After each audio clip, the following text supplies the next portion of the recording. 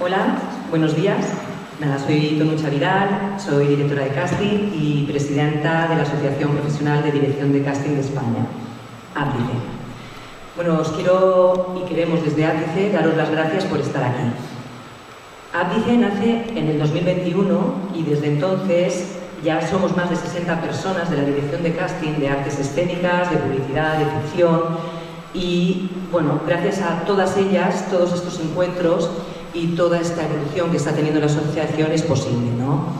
Desde su nacimiento se han realizado ya diferentes encuentros Ápice, que el objetivo es, bueno, intentar entre las uniones que puede haber entre las diferentes asociaciones, asociaciones de representación de talento, asociaciones de intimidad, bueno, pues también con ODA. Queremos, bueno, pues dignificar la labor, ¿no?, de la dirección de casting, ¿no? El objetivo es escuchar todas las voces, todas las inquietudes, las dudas, ¿no?, preguntas que puede haber por todas las partes que están implicadas en el proceso creativo para, bueno, pues mejorar, ¿no?, el saber hacer desde la dirección de casting. Gracias a la colaboración con el Ateneo, ¿no?, y sus secciones de cine y de teatro, vamos a hablar sobre el papel que desempeña el talento interpretativo en la infancia y juventud dentro de la industria audiovisual y de las artes escénicas.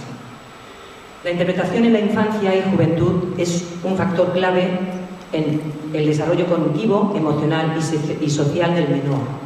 A través de la interpretación se puede explorar la creatividad, mejorar las habilidades de comunicación, ganar confianza en uno mismo y cultivar un sentido de empatía hacia los demás. De ahí la necesidad de velar por la seguridad emocional y física en dicho proceso creativo, tanto por parte de familiares, docentes y profesionales de la industria audiovisual y de las artes escénicas. De esa necesidad surge este encuentro, en el que se intentará responder a vuestras inquietudes y vuestras dudas. Queremos agradecer desde Ápice la labor de Pablo Camber, su ayuda con las fotos, a Enrique Corrales con las luces y sonido, Javi Luna con el vídeo, a Rafael Molina por la gestión cultural del encuentro y a la Comisión de Diversidad, Equidad e Inclusión de Ápice, integrada por Alejandra Alaz, Alejandro Gil, Andrea Isasi, Blanca Jabaloy, Débora Borque, José Luis Sisto, Lucy Lennox, María de la Torre Roses, Norma Masí, Sara Bilbatúa, Tonucha Vidal y Chávez Hacha. Este encuentro Ápice no sería posible sin la generosidad de las personas que nos acompañan. Florencia Inés González, Jimena Burgueño, de Ápice, Alicia Álvarez, Carmen Aumedes, Patri Criado y Yael Belicha. Muchísimas gracias por estar aquí. Os presento a Yael Belicha, actriz, coach, creadora y docente desde hace 10 años para jóvenes. Como actriz ha trabajado en proyectos cinematográficos y televisivos nacionales como El Buen Patrón o Bajo el Mismo Techo, Bota Juan, Las Invisibles, y en internacional en series como la reciente The Day of the Jackal, entre otras muchas. Como coach ha trabajado en teatro ayudando en la interpretación y preparación del elenco de menores de Billy Elliot, el musical, en series como Ni una más, Culpa tuya, Los protegidos, Física o Química, Apaches, así como largometrajes como Voy a pasármelo bien o Todos lo saben. Además, desde hace unos años, trabaja en preparación de actrices y actores profesionales para proyectos específicos como En Mala Influencia o Un Cuento Perfecto. Ella se va a hacer cargo de la moderación, así como de la presentación de las personas que participan en dicho encuentro. Muchísimas gracias y te paso la palabra. Vale. Pues buenos días.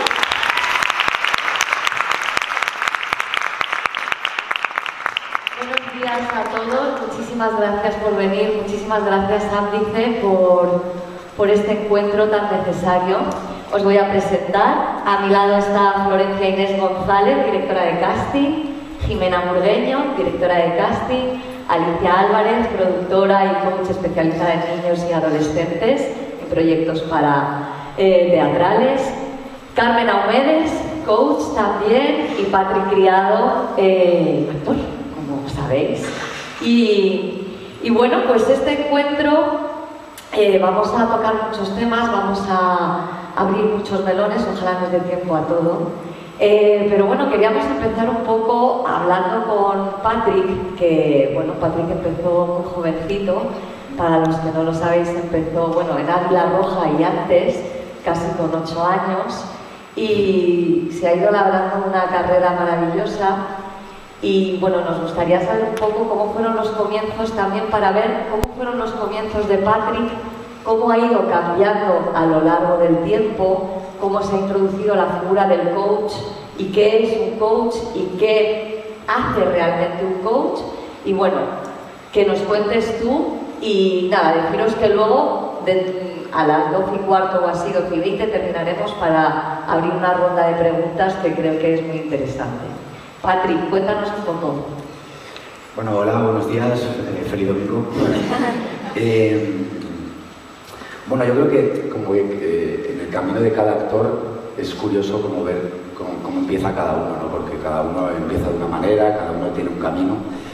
Y yo en mi caso, pues yo estaba en un grupo de teatro cuando era pequeño, un taller extraescolar, y me gustaba mucho, lo disfrutaba, y al final pues la profesora me vio algo y habló conmigo, con mi madre, que se me daba bien, bueno, y me gustaba mucho.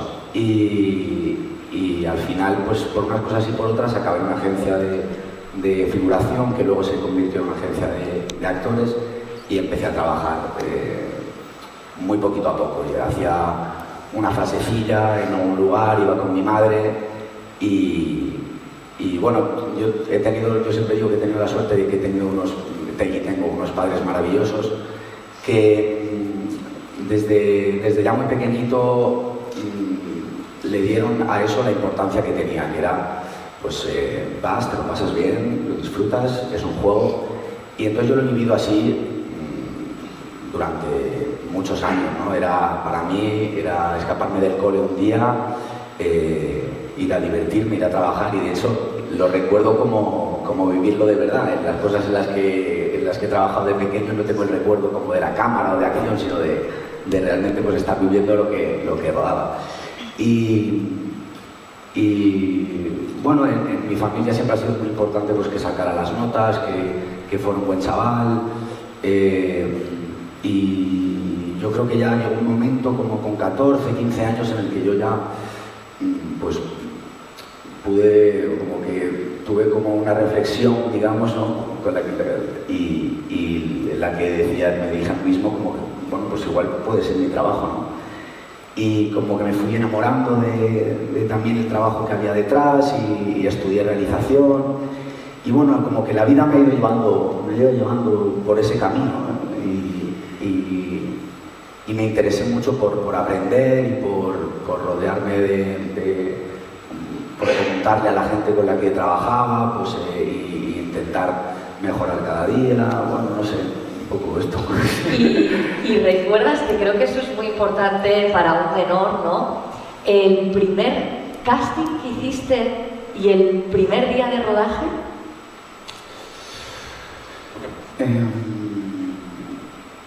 Recuerdo, en el caso del casting, recuerdo la primera vez que me dijeron que sí.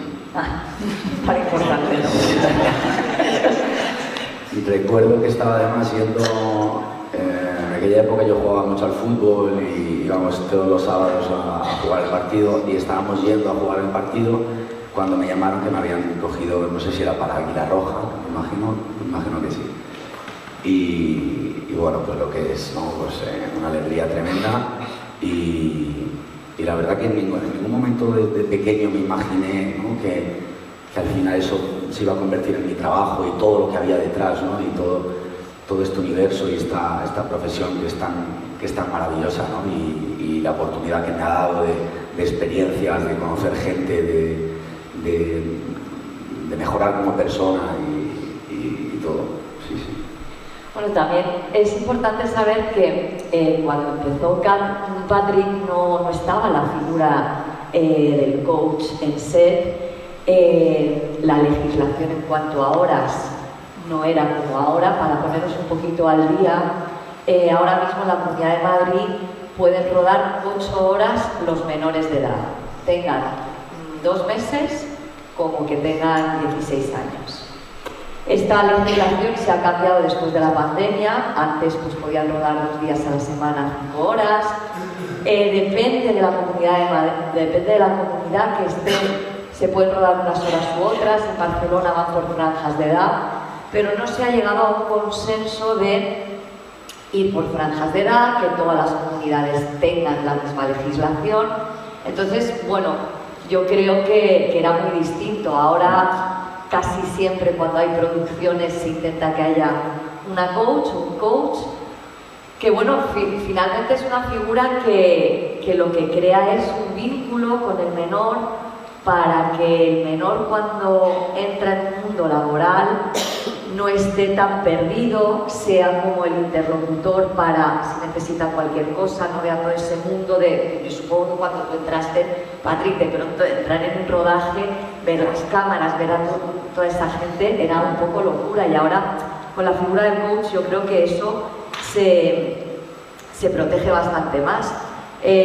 Por ir dando la palabra un poco a todo el mundo, Carmen Aumedes ha sido la coach de la Mesías, donde creo que hay un trabajo muy distinto con los niños, y bueno, pues que nos cuentes un poquito cómo ha sido el trabajo desde el casting, desde el trabajo en set, porque hay interpretaciones fantásticas, y bueno, pues cuéntanos un poquito cómo fue la experiencia.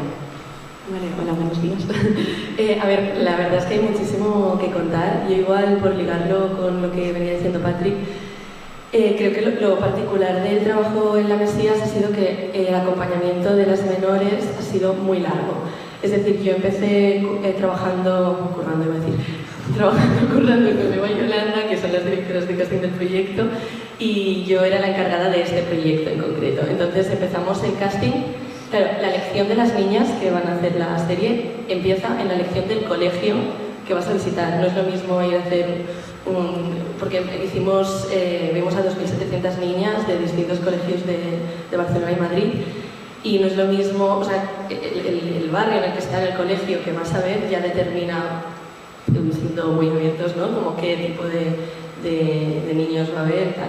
Entonces, pues es muy largo, porque yo ya estaba en las primeras entrevistas, no, pero en las primeras improvisaciones que hacíamos con niñas, ya yo me fijaba en quiénes eran los padres, por ejemplo. Me fijaba en cómo, una cosa muy importante para las directoras de casting y para mí, era si los niños se sentían cómodos entrando solos en la sala de casting.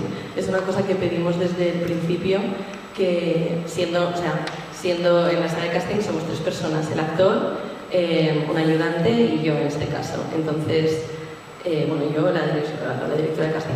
Y en este caso era importante que, nosotros le tendíamos la mano a la niña siempre con una amabilidad. Por ejemplo, hay una cosa que es un detalle que para nosotros era muy importante, que era que antes de conocer a la niña junto a su padre o madre, es decir, que la niña me viera a mí hablar con su padre o con su madre, porque de alguna manera te hace hace que la niña te vea como alguien de confianza un poco. Hablamos de sutilezas, ¿no?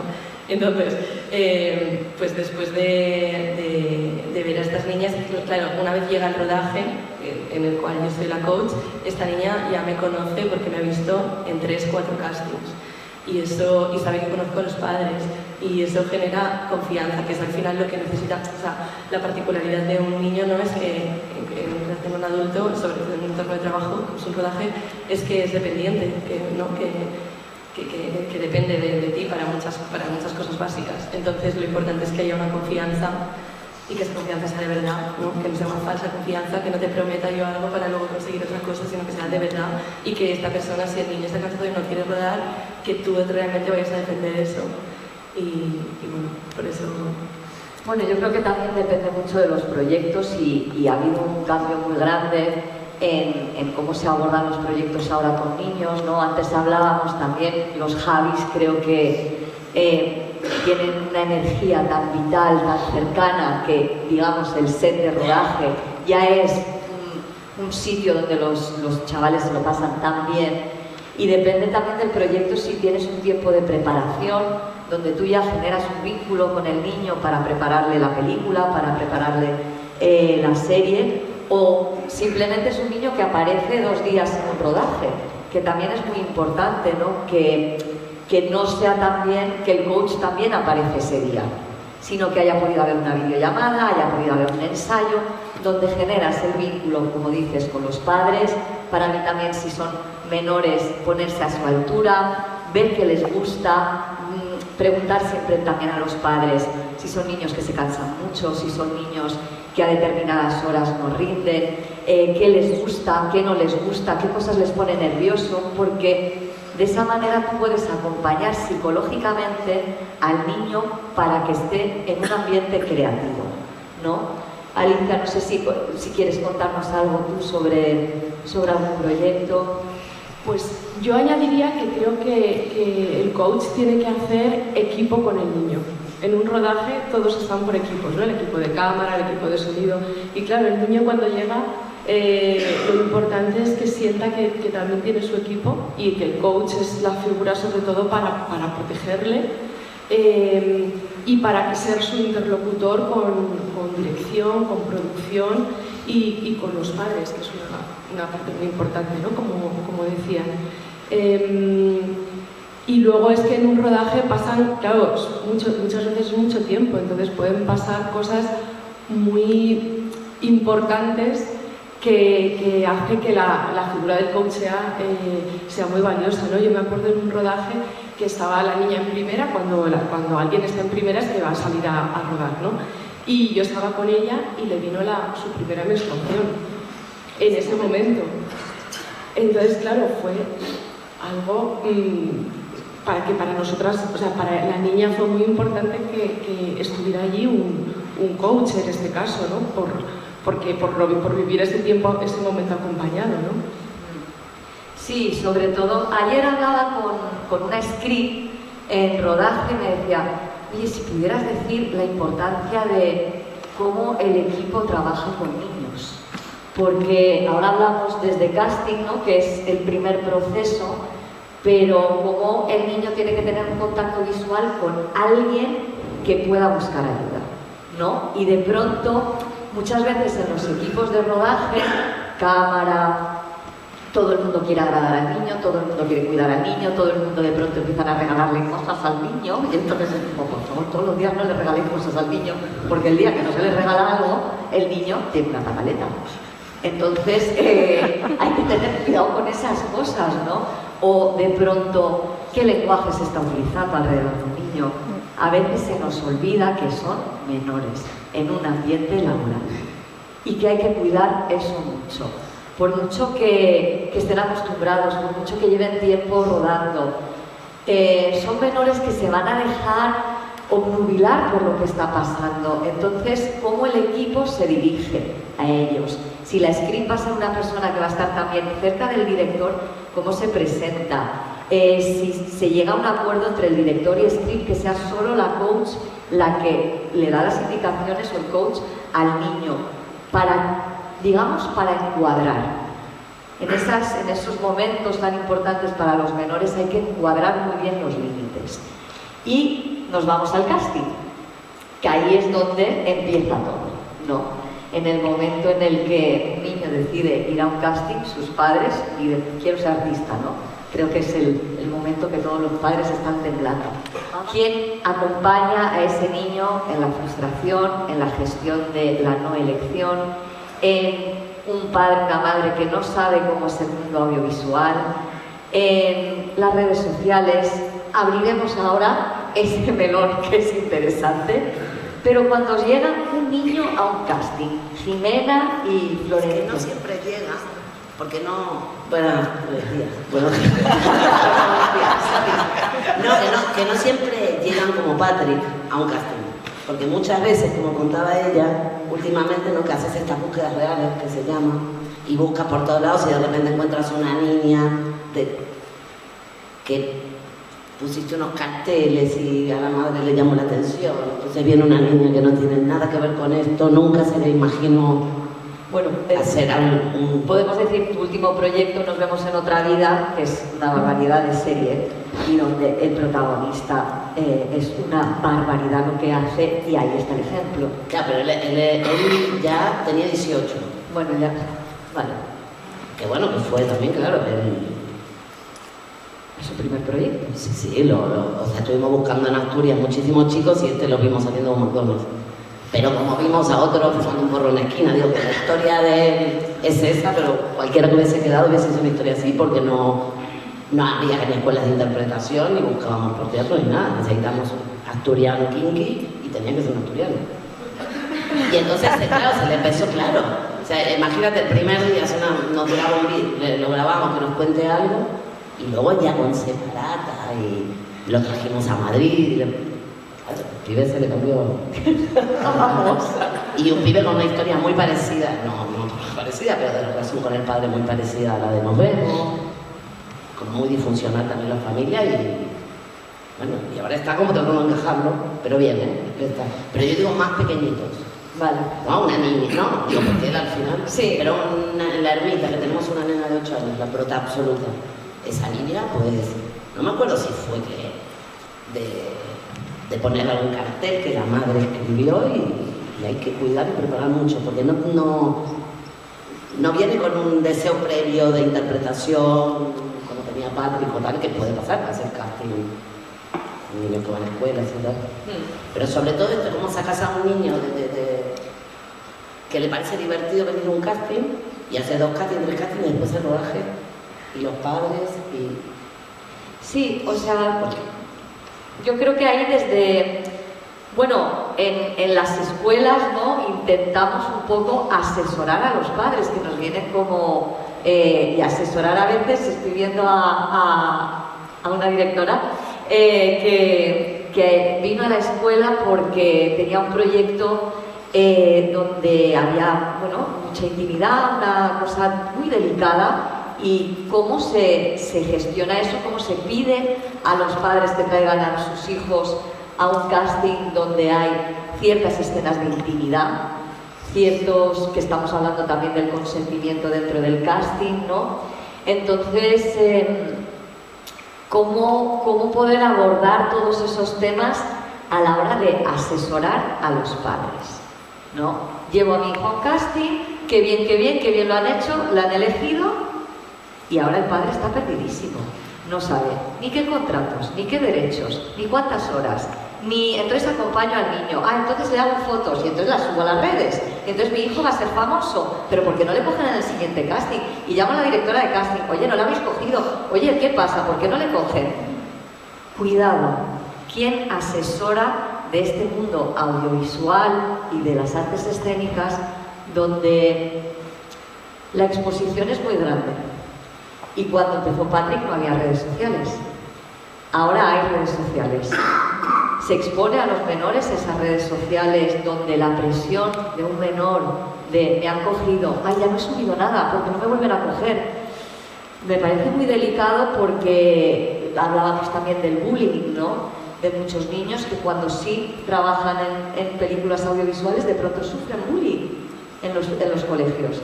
Tú que sales en la tele, tú que sales... Que dices tú, bueno, ¿esto cómo se gestiona, no? Y a nivel de diversidad, de equidad, de racialidad, ¿estáis viendo un cambio en el casting? ¿Se está abriendo, Jimena? ¿Publicidad, en ficción? ¿Qué? Gracias, Flore.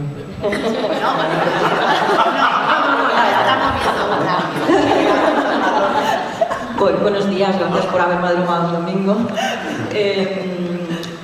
Hay un cambio, creo que en este momento más a nivel teórico que real. En publicidad es verdad que la publicidad tiende a subirse siempre los primeros al barco que pasa y efectivamente sí notamos que nos piden perfiles mucho más diversos, igual ahora que hace un par de años, eso sí. Porque se pide un perfil, pero porque se pide un perfil concreto en publicidad, ¿no? Claro, porque en publicidad se pide un perfil concreto. En ficción, que los directores de casting, las directoras de casting, como sabéis, sí que estamos intentando, ya no solo desde la Comisión de Diversidad, sino desde el día a día del trabajo, que se abran las puertas a diferentes perfiles, personas de diferentes orígenes, con diferentes identidades. Cuando no está específicamente escrito de esa manera, como puede ser el caso de la publicidad, por mucho que lo intentemos, sí que notamos todavía una cierta resistencia, o sea que queda mucho camino por recorrer. hay resistencias. Flor, ¿qué vas a decir? No, sí que no, pero no sé, me acuerdo de un casting de una peli que hicimos con niños, nuestro favorito absoluto era un chiquito mulato, que es una maravilla, y el director decía, es que para prota, un mulato para prota. Pues igual lo ponemos del amigo, que el prota sea blanquito y el amigo mulatillo, y igual chino también. Pero no para nada. Además, no está para nada. Sí, o si no, ya se busca un perfil concreto. Concretamente, quiero que este niño sea un chico oriental. O quiero que este niño sea árabe o negro. Sí, en publicidad no deja de ser. En publicidad no deja de ser una cuestión de estudios de mercado oriental. O sea, quiero decir, está estudiado que el 10% de tus compradores son latinos, bueno, entonces tienes que tener como visibilizar a ese sector. Entonces no deja de ser una cosa muy estudiada. En el caso de la ficción, que no está tan estudiado, el trabajo luego tenemos que hacer, bueno, nosotras en cierta medida, de tener como la mente abierta en ese momento de proponer, pues como tú dices, a una persona que no está descrita de esta manera en el guión. Creo que estamos en el camino, creo que está un poco más fácil ahora, eso es verdad. Pero bueno, queda mucho trabajo por ahí. Pero que hablamos también qué pasaba con el tema de los árabes y los negros en ficción en general. ¿Sabes? Los árabes son terroristas, los negros vienen en patera. ¿Sabes? Que no es un médico que planteas un actor negro. No. Está descrito, o sea, no dice un médico blanco. Nunca. O caucásico, no. Dice un médico latino, ¿sabes? Eso es un trabajo todavía. Queda, yo creo, mucho trabajo por hacer y por abrir, ¿no? Y por abrir precisamente también en los proyectos audiovisuales, que son los que más llegan, un poco el imaginario, porque todavía creo que aquí nos queda por hacer. A mí me gustaría abrir también un poquito en cuanto a las artes escénicas, que siempre olvidamos un poco las artes escénicas, ¿no? Y ha habido muchos proyectos ahora recientemente. No ha venido. Pero bueno, quería hablar también de David Serrano, que me parece una persona que ha hecho mucho por los musicales Matilda, Billy Elliot, Voy a pasármelo bien, donde se ha abierto la formación primero para niños para llegar a poder trabajar en esos musicales, ¿no? Alicia, ¿te gustaría comentarnos algo como a nivel productora teatral de proyectos con gente joven? Uno, la legislación, lo complicado que se nos pone, ¿no? Cuando lo mismo son proyectos muy interesantes que luego van a aportar mucho a nivel institutos, a nivel abrirles puertas a chavales que de pronto vean un espejo en el escenario y cómo poder montar un espectáculo con gente joven, que no es muy fácil. Sí, artes escénicas es muy diferente a audiovisual en el trabajo de los niños y los jóvenes. Bueno, primero, lo que es teatro hace muy poquito, porque hay muy pocos proyectos en los que un texto en el que haya niños, ¿no? Esto es porque es muy difícil, porque claro, una diferencia importante con audiovisual es la duración del proyecto. Entonces, con el teatro, pues haces ensayo 30, 40 días, temporada en Madrid, girar con un niño, tiene que venir su padre, alguno de sus padres, entonces un tutor. Entonces, hace mucho más costoso si cabe el proyecto, con lo que teatro hay muy poco. Yo el espectáculo que monté, los dos espectáculos que monté con jóvenes, pues claro, se nos complicó mucho en términos costes de producción por el acompañamiento de los padres y luego también de contratación. Por ejemplo, cuando hacíamos gira y ibas a Cataluña, en Cataluña tenías que, por ejemplo, la legislación es más difícil todavía de contratos, ¿no? Entonces, pues fue muy complicado.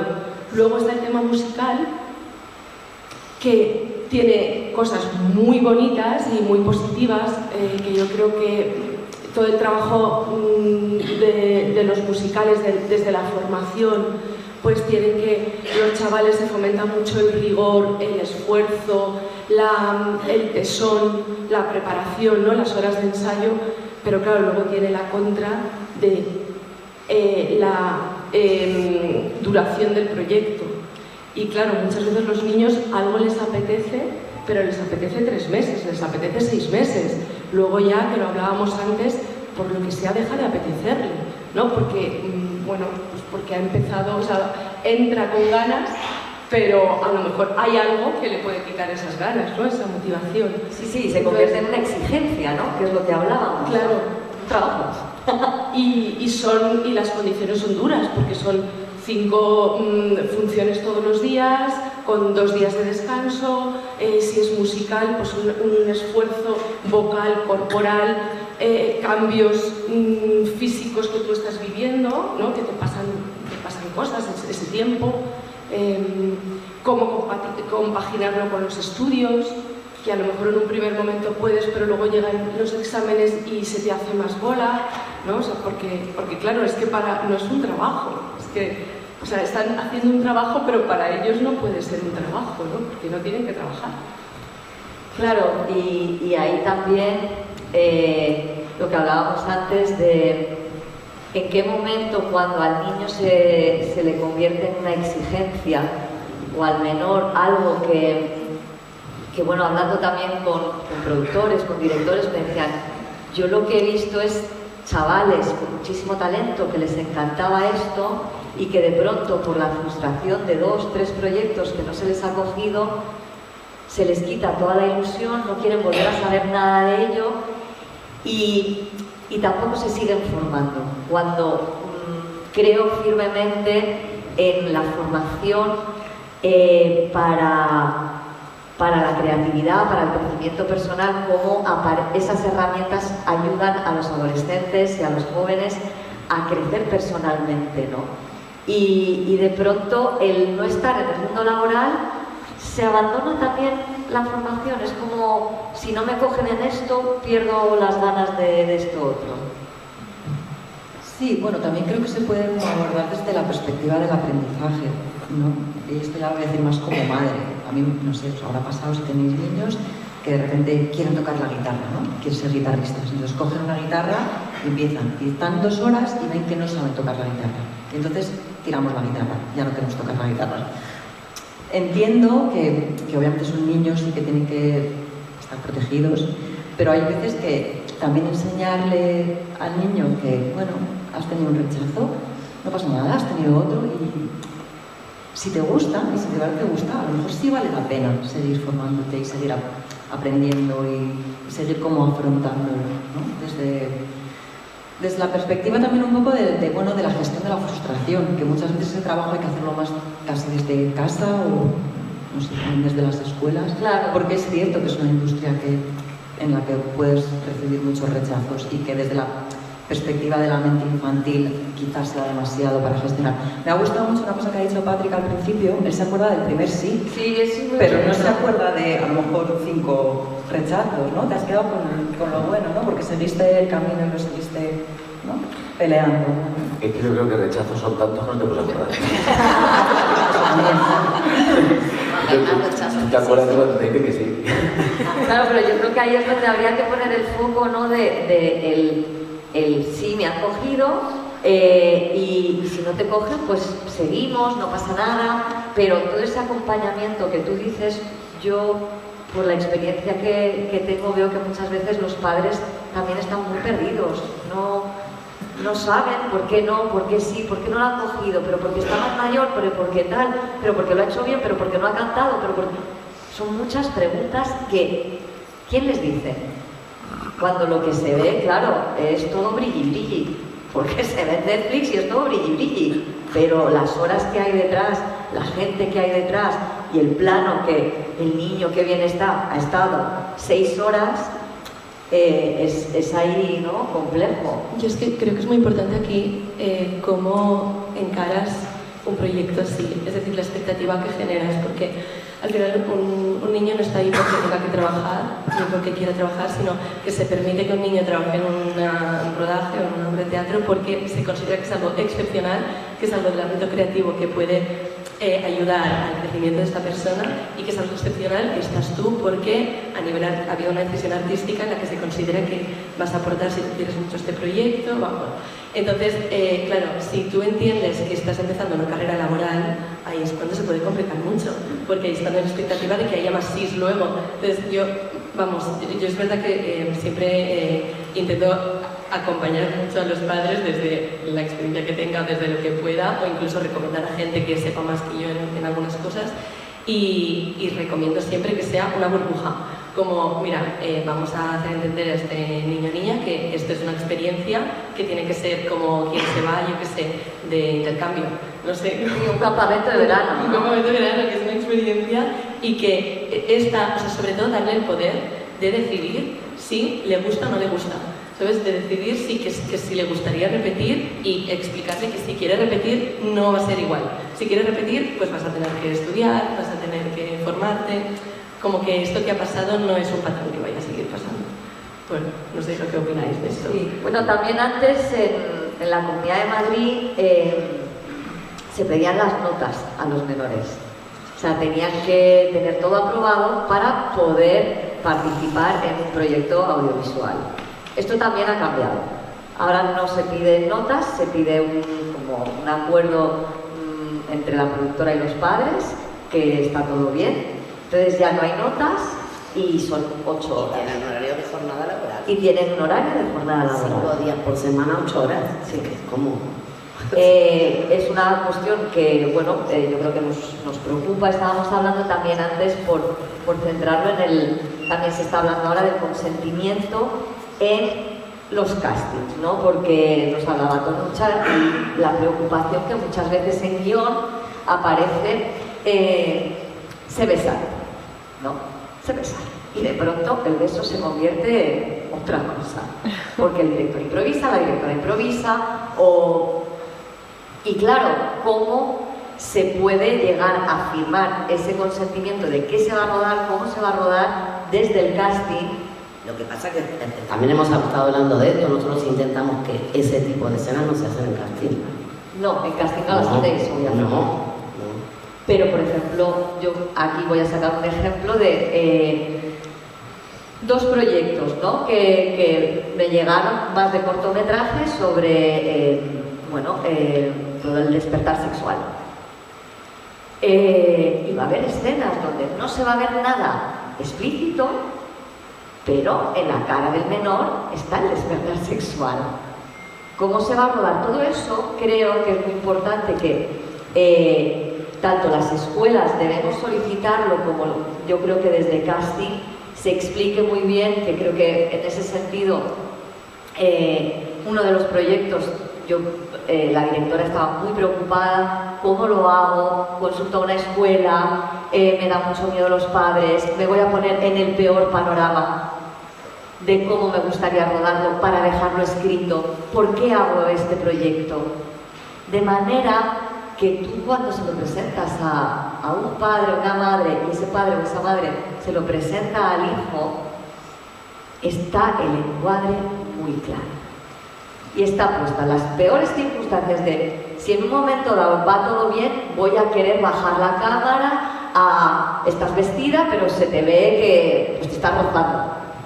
Ojo, porque luego no se puede improvisar ese tipo de cosas en set, y menos con menores. Pero, bueno, y con mayores de edad tampoco.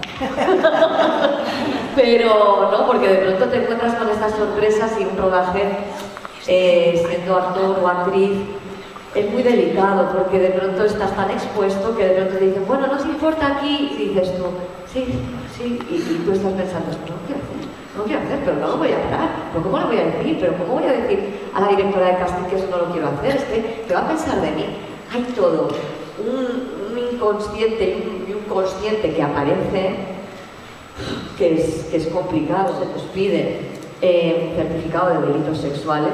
Todo el equipo de todos los rodajes donde haya un niño, al cámara, al foquista, todos tienen que tener. Pero sí hablábamos que también casting no se está pidiendo eso. Ahora sí. En determinadas ocasiones puede ser que no, por lo tanto la conciencia desde el casting, siempre con producción, decir, esto no lo tenéis que sacar. O cuando hay un coach... A mí nunca me ha pasado que no me lo pasen, ¿eh? Cuando hemos trabajado con niños, siempre tuvimos que firmar eso. Sí, pero en el caso puede ser que haya excepciones, por lo tanto es como mimar o cuidar desde la dirección de casting que todo eso se vaya a exigir la producción, ¿no? Es como el trabajo. Se pide en la Comunidad de Madrid un certificado de delitos sexuales. Sí. De no tenerlo claro. No sé. Un certificado de que tuve delitos sexuales. Venga, certificado. Pero, sí. Y hay que, o sea, digo, aunque en el casting hagas una escena que están aquí sentados tomando tal, y en esa película va a haber una escena en que el niño esté desnudo o hacer un beso tal, eso hay que decirlo, aunque en casting no se haga. Clarísimamente, claro. O como pasó en Voy a pasármelo bien, que el beso que se daban los protagonistas nunca era su primer beso. Mío. Entonces era su primer beso en pantalla grande. Entonces eso fue, pues yo me acuerdo que yo empecé a hacer mucho en física o química, que de pronto se tenían que besar mucho. Era la primera serie un poquito subida de peso. Entonces decían, yo no me beso. Y el productor, que no se quiere besar. Y digo, bueno, entonces empiezas hay que generar mucho vínculo, mucho juego teatral, que ahí hay que confiar en profesionales que tenemos escuelas, que sabemos pues cómo se genera la confianza, cómo se genera el juego, de pronto te paso una mandarina, ¿no? Nos vamos pasando una mandarina. ¿Cómo llegar a que en pantalla se vea lo que estás buscando desde otro lugar, lo que contabas de lo que nos contaste en el bar? Ah, bueno. Decir, bueno, pero es que es interesante, no, para no tocar ciertas cosas, llegar desde otro lugar, que por eso la figura del coach es tan importante. Bueno, yo les contaba... No, en pantalla... Lo cuento. Cuéntalo. Yo les contaba que en una película cogieron a una actriz de 11 años, no era actriz, era su primer proyecto, era para una superproducción, Bromis con Christian Bale y Oscar Isaac. Y entonces la niña tiene una secuencia muy dramática donde era todo el genocidio armenio y ella sobrevive y cuando se levanta en ese río ve a toda su familia muerta, ve a todo el pueblo muerto y el director era Terry George y me dice, la niña tiene que reventar a llorar. Digo, a ver cómo lo hacemos. Y entonces a mí se me generó un vínculo maravilloso con esta niña que luego vino a la escuela, que hoy en día me sigue llamando para prepararle pruebas, que es precioso. Y digo, bueno, ¿cómo lo hacemos? Empezamos a trabajar en casting y empecé a hablar con su madre. Digo, ¿qué es importante para ella? Me dice, para ella es su familia. Digo, ah, qué bien. Digo, ¿tenéis familiares fuera? Dice, sí, tiene a familiares en Brasil.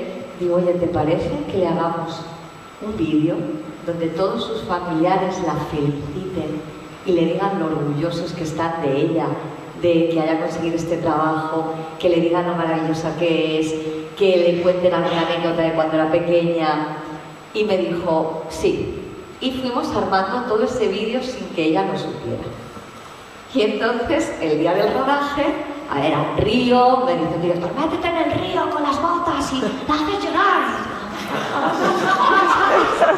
¿Qué? Ellos quieren rodar. Y digo, bueno, y entonces yo con la niña escondida en el agua, digo, bueno, ahora vamos a hacerlo. Y le digo, ponte estos cascos. Y le pongo el vídeo de toda su familia felicitándole y diciéndole que es maravillosa. Y ella, ¡acción! Y la niña, y digo, ¡qué maravilla! ¡Qué maravilla! Y me viene Christian Bale y me dice, what are you showing her? Y digo yo, bueno, digo, es un vídeo con toda su familia, felicitándola, diciéndola que es muy bonita, que está muy orgullosos de ella.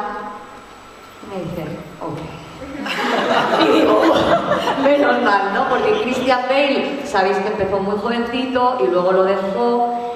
Y yo me fijaba en el rodaje que cada vez que había un niño, miraba si llevaba doble camiseta para que no pasara frío. Si le dejaban en el tumbado al niño, decía, se levanta el niño ya. Él estaba todo el tiempo contándoles anécdotas de Batman para que los niños estuvieran contentos. Entonces, bueno, aquí va mi anécdota. ¿Por qué no abrimos un poco y contáis alguna anécdota, algún momento, y ahora abrimos turno de preguntas? ¿Os parece dentro de un ratito? Anécdota. O algo, Carmen. O los momentos, por ejemplo, más complicados, más dramáticos, ¿cómo crees que se deberían de rodar con niños? Vale, ahora tenía ganas de contar la anécdota. Bueno, cuenta la anécdota. Pero puedes contar el momento dramático también. Lo que tú quieras.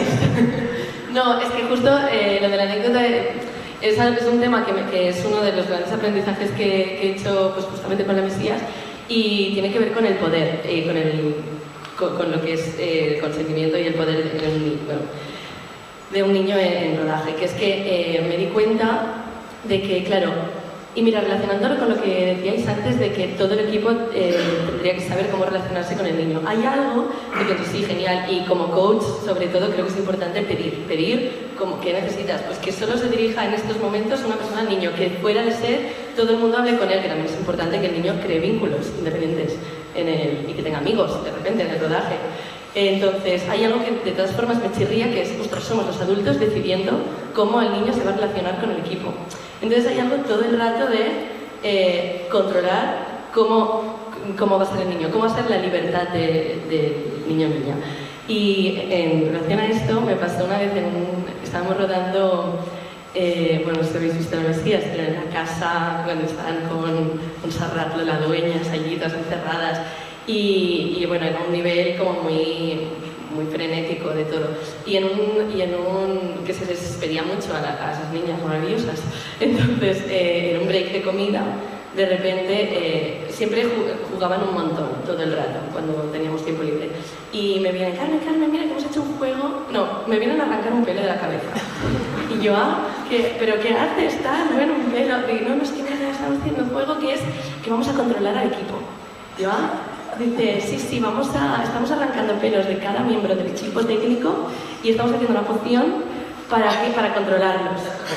Y yo, anda, qué casualidad que hagáis un juego de controlar, ¿no? Como un súper aprendizaje de decir, claro, lo que ansiáis es tener el control. Entonces a mí me ayudó mucho también a cambiar un poco la dinámica, y de repente había una niña, por ejemplo, que era más rebelde y que de repente quería que quería jugar más, que estaba como que de repente quería decidir ella más lo que hacía en cada momento, y eso me ayudó a aprender a darle el control.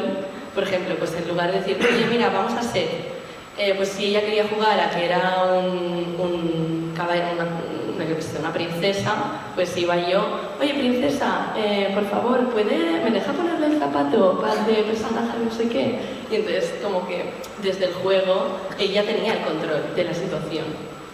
Bueno, explicado, ¿no? Sí, muy bien. Pues, ¿y la escena dramática que ibas a contar? O si queréis contar algún momento así de, bueno, un casting o algo que bueno, luego podáis vosotros relacionar, lo que ibas a contar, alguna escena dramática, ¿cómo se rodó? ¿Cómo se hizo? Pues mira, lo bueno me estoy refiriendo a la Mesías porque es como algo que esté muy largo, pero claro, lo bueno es que al haber mucho tiempo, se usó mucho un juego de ellas, les contábamos que estaban en una casa, desde la ficción, ¿no? Que estaban en una casa en la que no querían salir de esa casa porque se les decía que fuera estaba el demonio, entonces en casa estaban bien, fuera les daba miedo salir. Y eso funcionaba, pues con algo que funcionó durante mucho rato, pero había momentos en los que pues, tenían que llorar mucho o tal, y entonces ahí, pues parecido a la anécdota que has contado tú de la familia, apelaba, claro, al conocerlas ya mucho, sabíamos mucho de ellas, sabíamos como lo que les tocaba más, lo que no tal, pero en ese caso intentamos llevarlo a cosas que les conecten con el aquí y ahora, pues algo reciente, pues su experiencia en el rodaje. Entonces recuerdo un día que los Javis lo llevaron propusieron, vamos a hacer que, era el final del rodaje, pues vamos a hacer una despedida del rodaje. Entonces les invitamos a contar cosas que les hubieran gustado mucho de esta experiencia, como tocar algo que moviera desde algo luminoso, que es lo mismo que tú hiciste. Y de ahí sacamos pues emociones que luego nos sirvieron para rodar una escena de terror casi. Claro, sí. Patrick, ¿tú tienes algo que te haya marcado en tu, bueno, más de infancia, cuando hayas rodado, que digas, esta escena no sabía qué hacer y no me la supieron transmitir, o tú sentiste mucha seguridad? Lo estaba intentando recordar, a ver si he sentido eso en algún momento. En general, no me ha ocurrido, pero sí que recuerdo, y me gustaría como poner en valor la figura del coach, porque yo no la he tenido. Cuando yo iba a los rodajes, había un tutor que era el que nos ayudaba a estudiar, era el que hacíamos con ella los deberes o cosas así, pero lo que era en el set no era como el coach que va contigo, que te ayuda a colocarte, a tener cierta emoción para la secuencia, cosas así. Y sí que recuerdo momentos en los que, por ejemplo, en Águila Roja, de las primeras veces que fui a rodar, uno de los directores pues, era un poco neurótico y no quería que hubiese gente en el rodaje, más allá de los necesarios.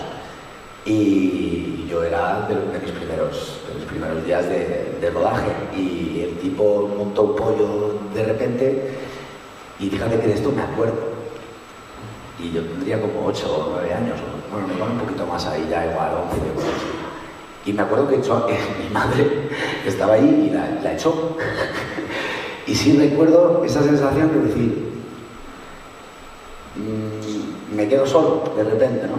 Entonces como que sí que es importante que esta figura esté ahí presente y que esté con los chavales y que sepan que hay una persona a la que se pueden dirigir en caso de no entender lo que tienen que hacer, en caso de saber pues que está ahí, que es como pues, es la persona que te va a cuidar, ¿no? Y eso es muy necesario, creo que en ese sentido como que creo que estamos evolucionando poco a poco, y igual que hablábamos antes, ¿no? De las secuencias de intimidad o de las que tienen un tono más elevado de lo normal la secuencia, y ya poco a poco vamos teniendo más conciencia sobre que estos temas hay que tratarlos con más cuidado, que se tiene que advertir a los actores, a las actrices. Como que yo sí que siento que poco a poco estamos teniendo más conciencia de esto y evolucionando en ese sentido. Sí, las secuencias ya no solo de intimidad, sino de violencia también. Que hay muchas secuencias donde los niños son testigos de cómo ruedas una escena donde tu madre te va a pegar, cómo se hace, cómo se va a rodar y cómo desde casting, ¿no?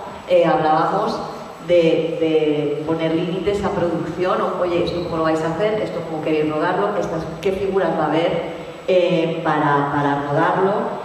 Y antes hablábamos, ¿no? Con Carmen, ¿no? También hay un salto generacional y yo decía, es que yo siento que ahora directoras y directores entran mucho más en esa figura más amable, en el casting, en el hola, ¿qué tal? En abrir, ¿no? Pero yo también tengo a veces, y he estado en generaciones mucho más antiguas, donde la jerarquía del audiovisual es militar, y entonces muchos todavía la mantienen de yo soy el director, a mí el coach no quiero porque soy la máxima. Bueno, me pasó hace poco que el director dijo, yo soy la máxima autoridad en el set, y digo, si es que yo no te la voy a quitar, si es que yo lo que quiero es que tus actores brillen, y lo que voy a hacer es que si viene una chica de 18 años que ha tenido un mal día, que está con ansiedad, no me lo va a contar a mí, no te lo va a contar a mí. Y ese momento y ese paso de cuando ella vaya a rodar, si ha pasado por un coach, donde ha podido gestionar eso, va a brillar. y la vas a tener en el mejor momento creativo. No soy, y eso creo que es importante que muchos directores sepan, que los coaches no estamos ahí para hacerles sombra, al contrario, es para que brille todo más. Eso creo que es importante, ¿no? En casting, ¿cómo os gustaría comentarnos algo? No, para mí lo fundamental es que siempre esté claro que al niño le apetezca, o niña, que le apetezca, que es un juego, que tenga ganas de hacerlo, incluso en casting, ¿no? Tiene que hacer una cosa. Hay muchos casos de padres que le prometen algo si hace bien el casting, etcétera, etcétera. Claro, yo les he contado antes que hice un casting, venían dos gemelos idénticos, y llegamos, lo primero que me dice la madre, este es el bueno, el otro es el doble. Claro, y nosotras rogando porque el doble sea el bueno y se haga una justicia divina. No funcionaba ninguno de los dos, de todas maneras, pero con mucho cuidado de tener al niño ahí y preguntar, ¿te apetece? ¿Quieres hacerlo? En esta prueba tienes que cantar. ¿Te apetece cantar? Pues no me apetece cantar, pues no cantas. Y explicarle al padre, no le apetece, ¿no? Y que lo primero que sea, lo que quiera, le apetece al niño, ¿no? Como directora de casting, yo creo que la labor fundamental cuando haces casting con niños es, el primer filtro es, esta persona quiere estar aquí o no quiere estar aquí, y está aquí por las razones adecuadas o no. Que luego también, obviamente, no siempre tienes tiempo como de ponerte a profundizar en la psique de cada uno, pero yo creo que también notas cuando un niño está ahí porque le gusta el juego o cuando está ahí porque le gusta el brilli. Bueno, esto también lo decía Alicia antes, ¿no? Que creo que es interesante que a veces se hagan, una vez que se escoja a niños, una sesión de trabajo. Porque es lo que decía Alicia, cuéntanos tú, lo de pronto. Sí, yo creo que en general la figura del coach tendría que aprovecharse mucho más. Porque si ya en los últimos, por lo menos en los últimos casting en los que ya están los preseleccionados, muchas veces hay niños que son maravillosos porque entran dentro del perfil del director, lo que estamos buscando físicamente, etcétera. Pero claro, mantener un proyecto, a lo mejor una serie, son muchos meses. Y luego ese niño igual tiene un problema de comportamiento o de no querer realmente hacerlo o de no poder mantenerlo, ¿no? Horas de rodaje, por ejemplo, ¿no? Niños que se agotan enseguida, que tienen 2 horas buenas, pero que luego no hay un agotamiento. Entonces tener esas sesiones de trabajo más largas, y yo creo que también que haya mucho más contacto con producción y dirección, porque estamos hablando mucho del momento del rodaje, pero es que este niño necesita estar cuidado desde el plan de rodaje, desde a la hora a la que se le cita.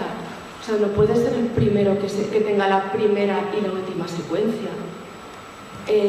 Y bueno, no sé vuestra experiencia, pero yo la mía, se prioriza a los actores conocidos en el plan de rodaje. Sí, y muchas veces también, muchas veces como en el plan de rodaje viene un niño de 2 años a rodar y tiene el mismo tiempo que un actor profesional, ¿no? Rodar con niños conlleva más tiempo, que de pronto te puedes llevar una sorpresa, pero yo creo que se está cuidando, o yo por lo menos en las últimas producciones últimamente noto mucho el cuánto tiempo necesitas de ensayo, quieres tener una videollamada, quieres conocer a los padres, porque claro, también hay niños que de pronto dices tú, hay que conocer a los padres, hay que saber si el niño quiere estar, pero de pronto el niño encaja en la producción y le eligen. Y de pronto creo que por desconocimiento muchas veces de los padres, de cómo estar en un rodaje, de cómo en Inglaterra, por daros este dato, está la figura de la chaperone, que es obligatorio. O sea, el coach puede ser porque lo pide el niño actor, el representante o la producción, pero el chaperone es alguien que está siempre con los niños. Y tiene que tener no solo un certificado de delitos sexuales, sino de criminales. No tener ningún antecedente criminal. Es lo suyo, es lo suyo. Claro, es que estaba pensando que hay algo que creo que es importante de igual implementar esta figura que esté en casting y también sea coach, porque claro, yo me doy cuenta, bueno, yo fui coach por primera vez en la Mesías y ahora estoy haciendo el coach de Superstar, que es otra producción también de Suma, de los Javis, y me doy cuenta que soy una privilegiada en el sentido de que no me he encontrado para nada, o sea, la prioridad del plan de rodaje son los niños, o sea, es fuerte. Y también me doy cuenta de que, claro, si la persona que hace los castings y que presenta las opciones es la misma que luego va a estar con estos niños, se va a asegurar de no presentar ninguna opción que luego le vaya a hacer sufrir. Porque yo, o sea, creo que lo puedes llegar a pasar muy mal siendo coach de un niño que funciona con unos mecanismos que tú no abogas por ellos, porque tú te vas a sentir un poco obligado a usar esos mecanismos porque son los con los que funciona ese niño. Entonces, creo que ahí es un límite que te lo encuentras en rodaje y es muy difícil de sobrepasar si el niño ya está allí. En cambio, si lo ves desde antes, puedes evitar ese problema, la verdad. Bueno, no sé, es que es fuerte, ¿no? Sí. Un comentario, 8 horas por día parece una barbaridad. 5 días por semana. 5 días por O sea, semana. es una jornada laboral. Claro, pero sin discriminar edad, Nada. o sea, es como una barbaridad, no entiendo bien por qué llegaron a Sí, esto cambió en noviembre y son las condiciones de la Comunidad de Madrid. Es una barbaridad. Y aquí no es igual por comunidad, ¿sabes? Perdona. En Barcelona es una, Claro, en sí, Madrid, sí. esto es Madrid. Sí. En Barcelona es más Ok. rígido. Lo otro que quería preguntar es si tienen un seguimiento posterior de niños y niñas que hayan trabajado.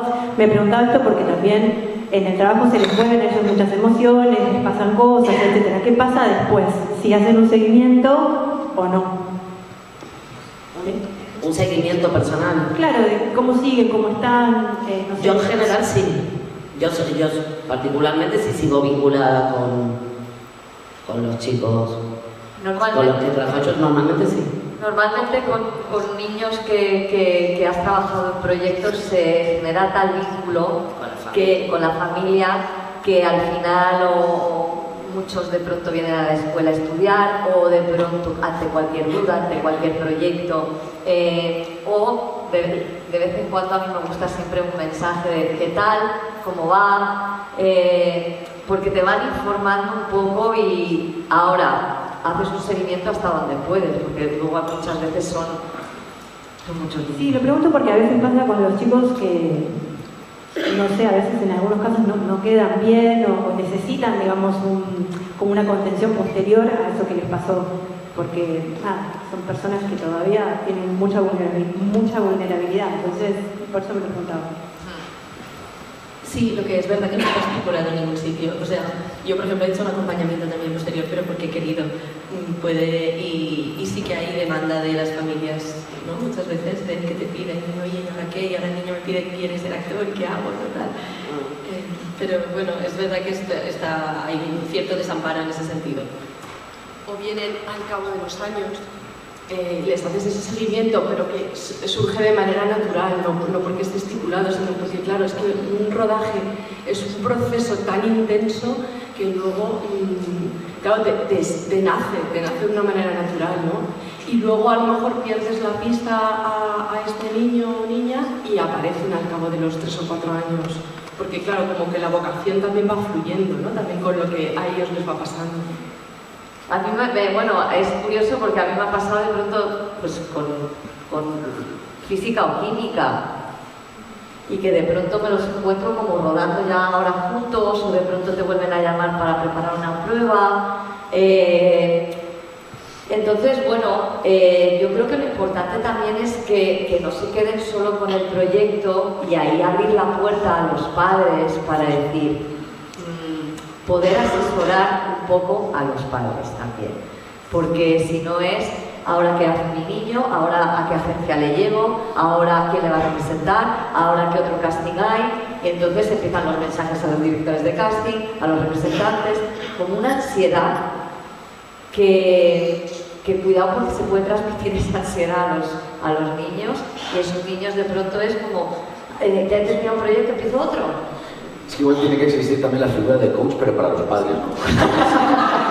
Porque yo Yo en mi caso sí que he visto cómo, bueno, lo habremos visto yo creo que todos en algún momento, ¿no? Cómo la influencia de los padres, cuando los propios padres le dan mucha importancia al trabajo del niño o de la niña, cuando, bueno, en casos en los que el niño paga el alquiler de la casa, toda la familia se muda a Madrid para que el niño trabaje, el niño siente esa presión, como que es muy importante que los padres sean conscientes de eso, de que eso es una presión que le están poniendo al niño y que eso a lo largo de los años pesa, ¿no? Y ser consciente de eso, y no sabría cómo solucionarlo, pero no sé si ponerle un psicólogo o bueno, simplemente estar atento a dónde estás depositando las presiones en el niño, ¿no? Porque luego con el paso de los años eso puede dejar huella en una persona tan joven. Bueno, por lo que yo sé, solo en España, ni en Francia, ni en Inglaterra, ni en Estados Unidos, el sueldo de un menor en audiovisual no lo puede tocar nadie de la familia y solo lo puede tocar el menor cuando cumple la mayoría de edad. Se pone en una cuenta y esa cuenta se abre cuando el menor de edad cumple la mayoría. En España no es así, entonces solo doy este dato. Bueno, en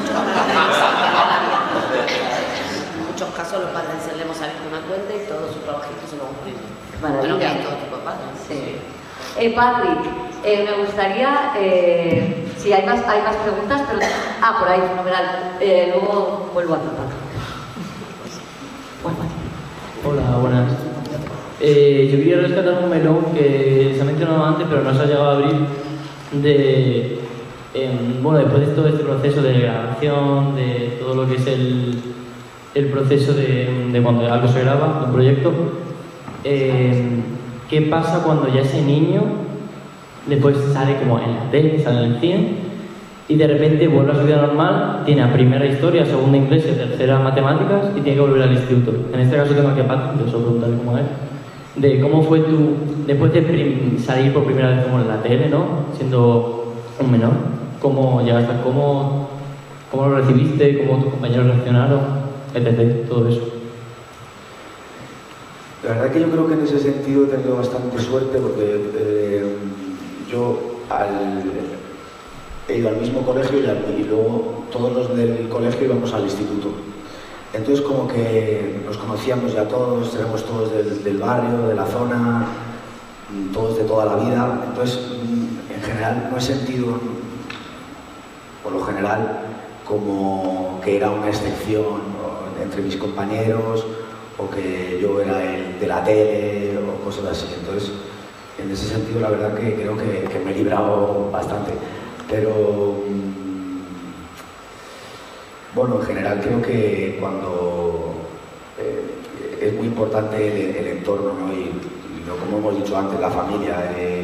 Si tú cuando terminas esa burbuja, ¿no? de lo que es un rodaje, en tu casa tienes a tus padres preocupados por el siguiente casting, llamando a los directores de casting, no, cosa que no sabía de qué ocurría, pero es muy fuerte, ¿no? Como, oye, pero ¿qué pasa que no cogéis a niños? Es muy fuerte. ¿Por qué no cogéis a niños?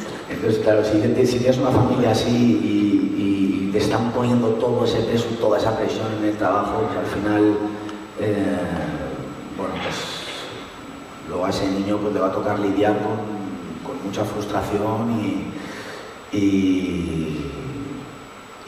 bueno, hay que estar ahí atentos a los padres a que eso no ocurra. Pero también, digo, cuando tú empezaste, sí, lo que hablamos antes, no había redes, no había Instagram. Bueno, claro. Bueno. Entonces creo que ahora, y yo no tengo respuesta a esto, ¿no? ¿Cómo se cuida eso? Porque el niño que empieza a ser famoso y sale Instagram y de repente tiene lo que contaba ayer, tiene 10 años y Nike le dice, te doy las zapatillas y sale en el Instagram, ¿cómo? Porque esto ya es como incontrolable, ¿no? Claro, la pregunta se la he formulado a él, pero abrir el melón entre vosotros. No, también. pero claro, Tendréis... Patrick, no había redes cuando él era niño. Sí, claro. Y ahora es una locura. Es que ha cambiado todo tanto con el tema de las Súmale a la exigencia cuánto following tengo, cuánto no sé, ¿entiendes? Súmale. Claro, y no ¿Cómo lo gestionas? no solo eso, que de pronto se convierten en, ves a niños de 13 años haciendo colaboraciones. Estoy colaborando ahora, ¿qué dices tú? Sí, claro, y ¿Cuántas horas para hacer ese post? ¿Cuántas horas para hacer ese reel? Gracias porque ya somos 10.000 seguidores. ¿Es el lenguaje el que tiene que tener un niño de 14 años? Yo es una cosa que planteaba y que no sabemos. Mucho bullying.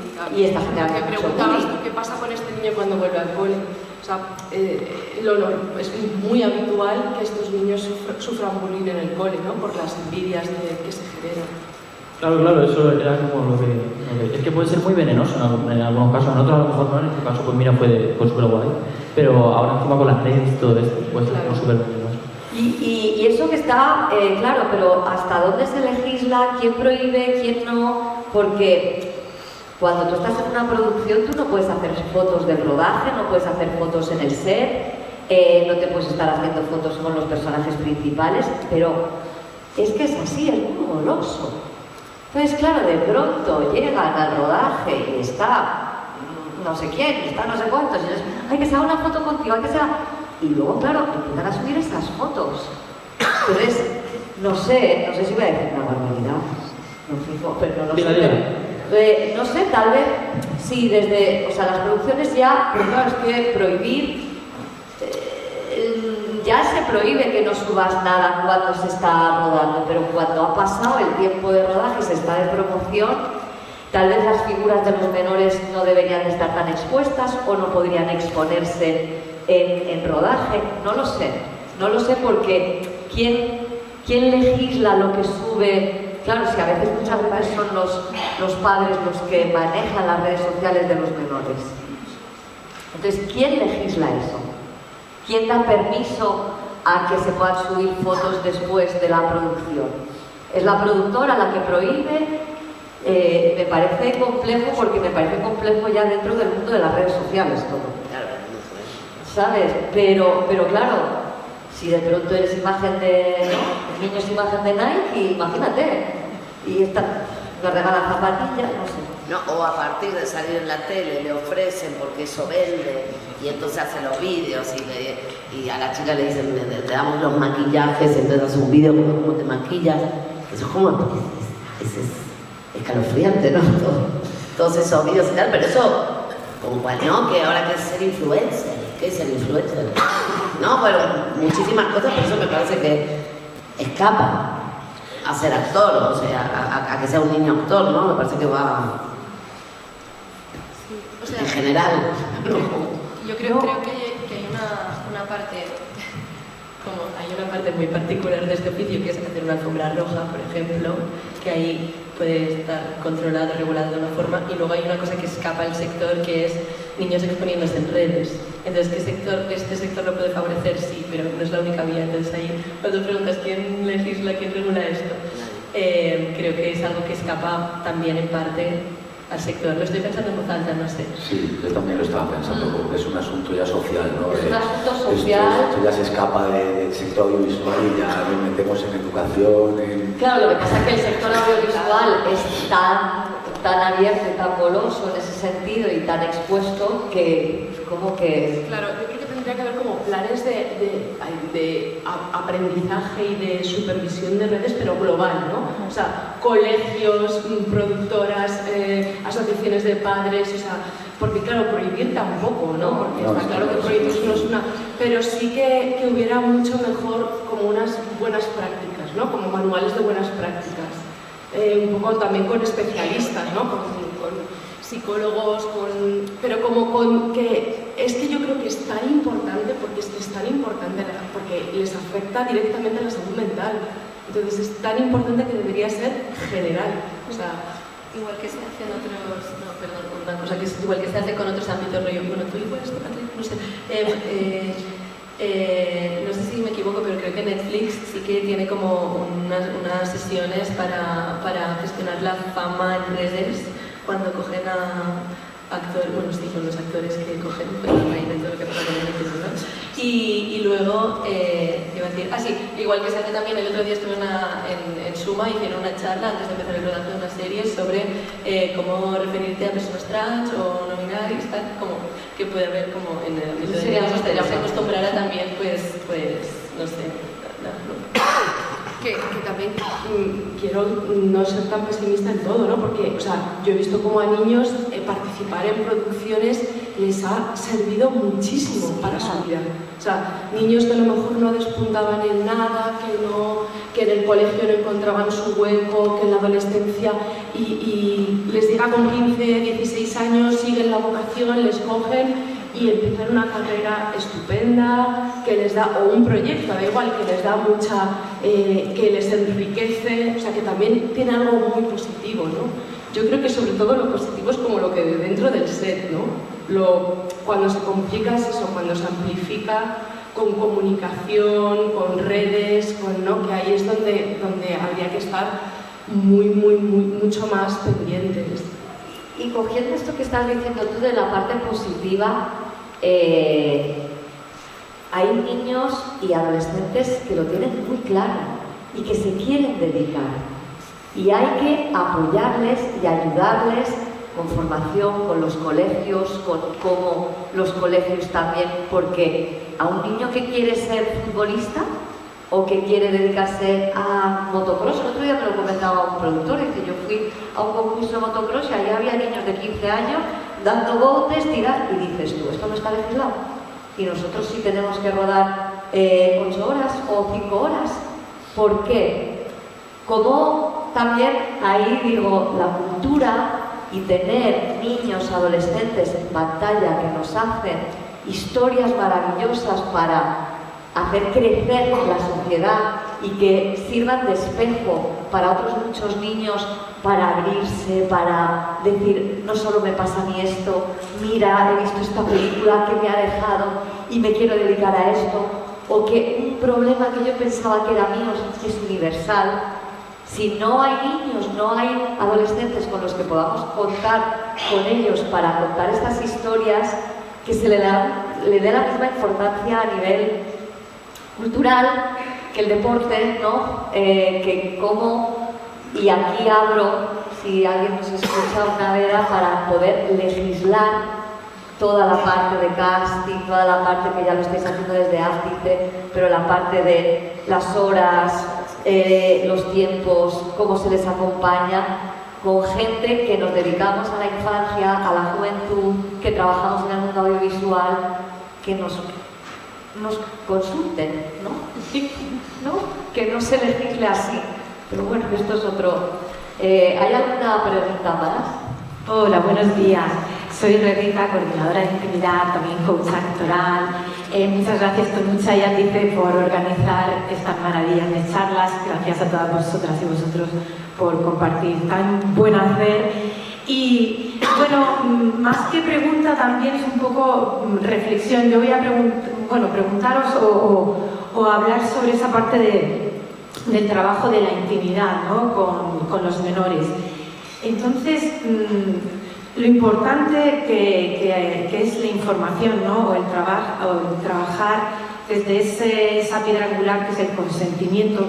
Cuando antes comentabas que en el casting, ¿no? Lo importante que es que llegue la información. Yo a veces, como digo, como soy también coach, me llega alguna niña, niño, niñe que se prepara el casting y tienen una parte en la separata que es y mete la mano en el bolsillo y de repente sucede ahí alguna situación, un momento de intimidad, ¿no? que todo apunta, ¿no? a algo con connotación sexual o hay besos y a veces en la convocatoria de casting viene reflejado, otras veces no. Si se va a realizar esas acciones, ¿no? Que ya sabemos que no, que como buena práctica no lo hacéis, pero sí que pone en un lugar de sufrimiento y de a veces de no saber, de estar de inquietud a estos menores a la hora de ir al casting y decir, ay, pues no sé si me van a hacer meter la mano en el bolsillo o no, porque claro, es en el bolsillo de un chico y el otro es una chica y ya sabemos que es una parte muy cercana, ¿no?, a esa área genital. O no sé si me van a hacer dar el beso. Entonces, bueno, por ese lado, el seguir, Ápice ya está trabajando en todos estos protocolos y me parece genial además todo esto que comentabas de él, de a ver si ya se legisla de una vez, que todo esto, claro, tiene que entrar por parte del convenio colectivo y tenemos que trabajar junto con la Unión de Actores y Actrices,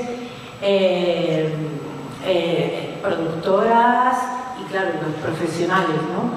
Pero un poco también el preguntar, por ejemplo, en la Mesías, que hay esas escenas de intimidad que digo, wow. Cuando decís, ¿esto cómo se hace? ¿No? Lo que decíais, el informar los padres, ¿no?, que les gustaría saber, oye, ¿cómo se va a hacer esto? Pues dar toda esa información y decir, bueno, pues esto se va a rodar con planos sencillos de tu hija, de tu hijo, de tu hija. Luego se verá el punto de vista, en ningún momento va a haber ese contacto. En la Mesías tenéis algunas secuencias un poco heavy, en el que sí que se ve a algún menor presenciándolo, un desnudo a lo mejor, no sé cómo lo jugasteis, lo tratasteis. En fin, he estado tomando notas, es súper interesante todo lo que estáis hablando, sería a lo mejor abrir un diálogo y compartir, porque es maravilloso toda esta materia. No sé, por ahí si queréis un poco responder. Gracias. Carmen, nada, sí, no, esto daría para otra charla entera, pero solo como por algún apunte. En el cast de la Mesías es verdad que los desnudos no coincidían en plano, esto siempre fue plano contra plano.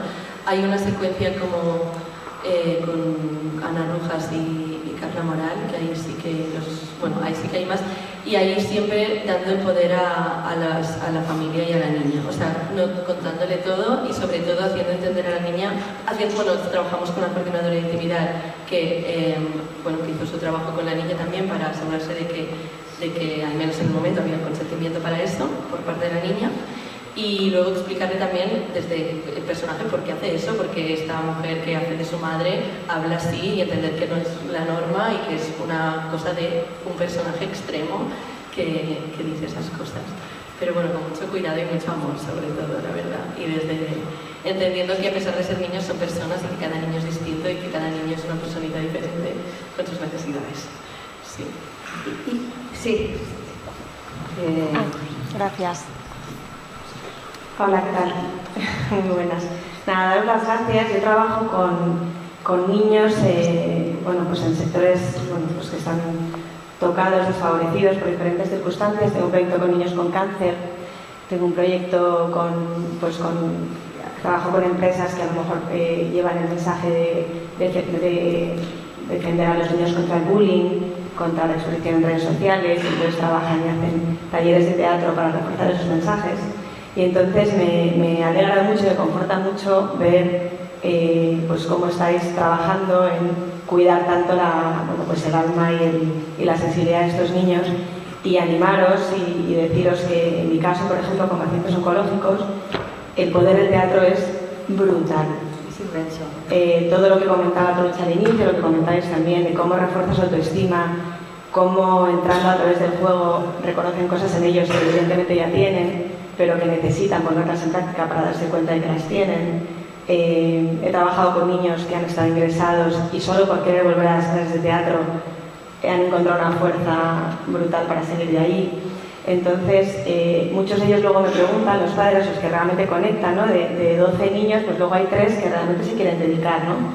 Y a dónde poder acudir y tienen mucho respeto, porque claro, buscan agencias de casting y enseguida les piden material. Eso es muy sensible porque son familias que no conocen para nada el sector, no están familiarizadas, y de repente te piden un vídeo de tu hijo, una foto, no sabes si lo estás enviando a la dirección correcta o no. Son temas muy delicados, entonces yo estoy muy contenta de que Troncha me haya invitado y de tener este contacto con vosotros, porque ya sé que les podré orientar, les podré recomendar, y me alegra ver que se está trabajando en esta dirección de proteger algo tan importante como que una palabra mal dicha en un momento dado o un gesto es que realmente te puede marcar para toda la vida. Es una cosa muy sensible y entonces os lo agradezco. Y luego te quería preguntar, que cuando manejáis a tantos niños, claro, manejas a los niños, a las familias, las sensibilidades de unos y de otros, porque uno ha salido 30 segundos y mi hijo el plano a la izquierda, pues todo es importante, ¿no? Si en un proyecto tan gordo como la Mesías, tantos niños, bueno, o en un Matilda o en un Billy Elliot, hay un coach, yo ya soñando, hay un coach por niño, hay un coach para todos. No, suele ser normalmente por o lo que intentamos. Todo, yo creo que todos los que estamos aquí, que hemos trabajado, intentamos siempre, depende de cuántos niños hay, que por lo menos haya 2 coaches, a partir de, o sea, si son 10, 12 niños, que haya 2 coaches, porque es que se te va de las manos. Claro. Y no puedes.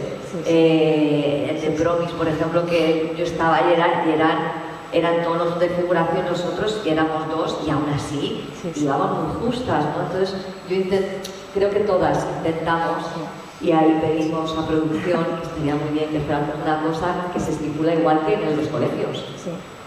Tú no puedes irte con 25 niños. Entonces, bueno, ahí estamos. Siempre yo creo que nosotras y los coaches que hay pedimos, oye, hay tantos niños, no se puede tener a una sola persona. Además, cuando hay tantos niños, normalmente hay alguno más chiquitito, ¿sabes? Hay alguno de un bebé o de 2 o 3 años, entonces siempre tiene que haber como mínimo 2 a partir de eso, de 4 o 5 personas, 4 o 5 actores por coach, ¿no? Y luego lo que tú decías, creo que sí, que hemos puesto mucho el foco en las cosas que hay que mejorar, porque claro, para eso están estos encuentros, pero es verdad que las artes escénicas y audiovisuales es una herramienta súper poderosa para todas las edades, y para los adolescentes y jóvenes es muy valiosa, ¿no? Entonces, que en ese sentido tenemos que defender que se dediquen, ¿no?, a esto, y que les va a venir muy bien para su vida, que luego en un futuro siguen siendo actores, fenomenal, ¿no? Pero si no, se van a llevar unas herramientas muy importantes. Sí, en mi experiencia todos los que entran en contacto descubren algo que tenían, pero que no sabían que tenían. Y que es importante también de pronto porque si no, de pronto cuando tienen las clases y de pronto quieren dedicarse a ello, es verdad que es delicado ese momento de ir a una agencia, ¿no?, el material, y quién hace fotos, y un videobook, ¿qué es eso? Y por qué, y cómo lo hago. Entonces ahí pues un poco la formación creo que es la que tanto los profesionales os podemos orientar para dar ese salto, porque ya es un salto profesional, que muchas veces los niños lo piden y los padres a veces ni siquiera saben qué va a suponer eso, ni el niño, porque el niño de pronto dice, yo pensaba que salir en la tele era... De pronto dicen, esto es un tuyo, estar 5 horas esperando, porque ¿qué es así? ¿Y por qué todo el mundo me toca y ahora me tienen que poner este pelo y me tienen que poner esto, me tienen que vestir así? Yo quiero jugar. Sí. Y jugar está en la sala, en la función, luego también delante de la pantalla. Pero hay mucho que tienes que saber. El teatro, bueno, el teatro también tienes ahí una disciplina en musicales muy férrea, maravillosa, pero que tienes que querer y que te guste mucho. Pues ahí hay que diferenciar bien. ¿Alguna pregunta más? ¡Ay, mira! Lola.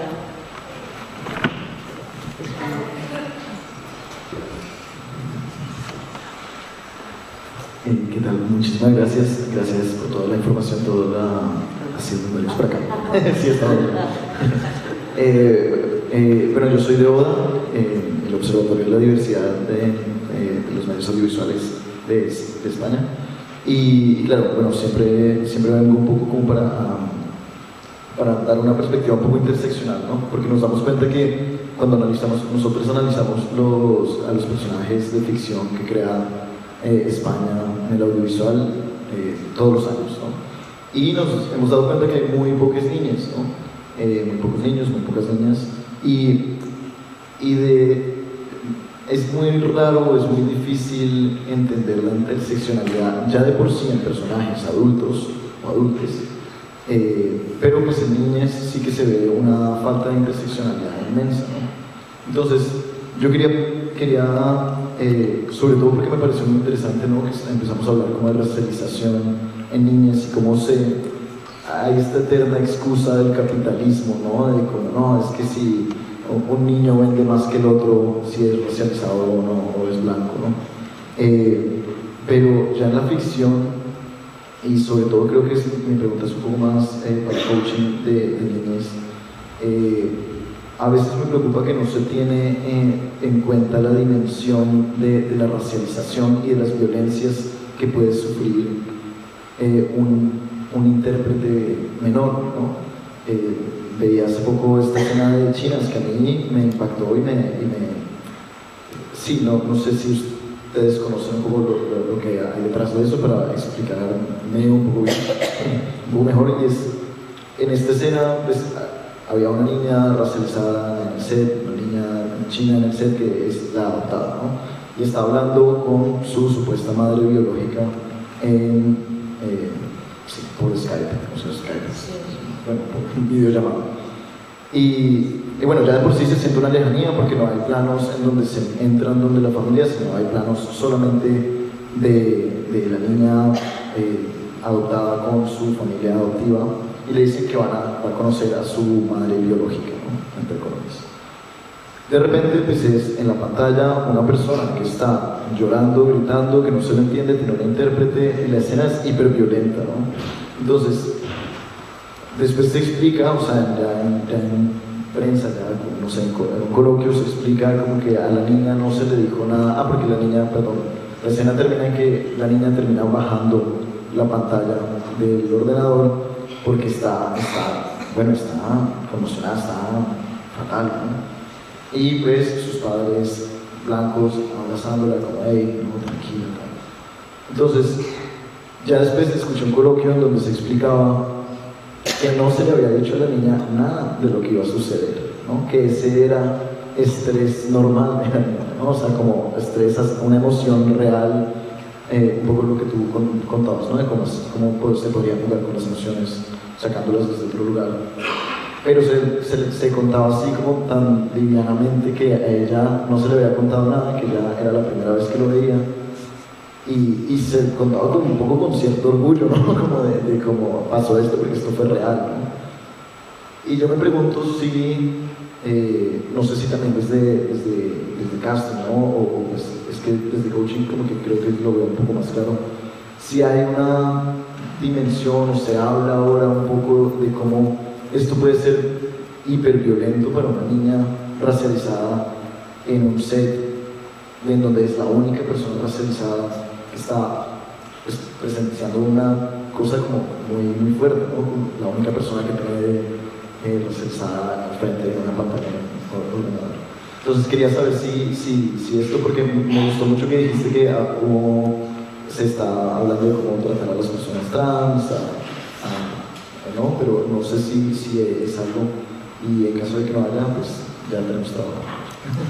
Ya, creo que voy a improvisar mi respuesta, pero siento que en el teatro se improvisa. La improvisación es una herramienta del teatro que hace que nazcan cosas muy inesperadas y muy reales, por lo tanto, no es que no sea partidaria de hacer eso.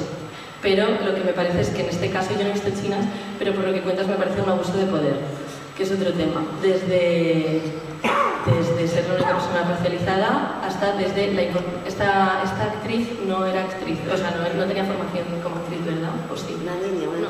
Sí, era una niña, siempre, perdón, es que muchas gracias por nombrarlo tan claro, gracias. Lo que pasa es que no sabemos quién estaba ahí y el método por su que claro, es decir, la me falta persona que información. decidió hacer esa secuencia así. De hecho, yo en la vida se me ocurriría, pero no, hay que escuchar a la persona que decidió ir por ese camino.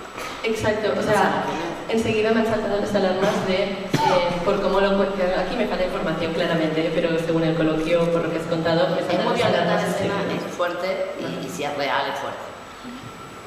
O sea, la declaración es eso, es que... Sí, bueno, pero es que como no tenemos... Claro, habría que contemplar.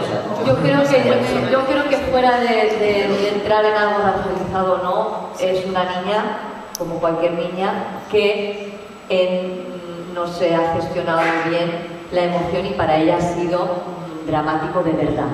Sí, lo que pasa, perdón, yo me meto por la parte de racializaciones un poco para entender si hay algo, o sea, si podemos empezar a hablar y ponerle nombre de racialización, porque entendemos mucho las violencias de intimidad, ¿no? Las violencias sexuales o lo que tú decías, ¿no? Las violencias de ver cuerpos, de muerte, todo, pero creo que nos falta abrir la conversación de qué puede ser violento desde una racialización, ¿no? Pero en la escena esa, yo vi la película, en esa escena, si la niña era negra, amarilla, azul o verde, la escena era igual. violenta, total. Por eso me digo, estamos de acuerdo, pero no me parece que en eso concreto tenga que ver la racialización.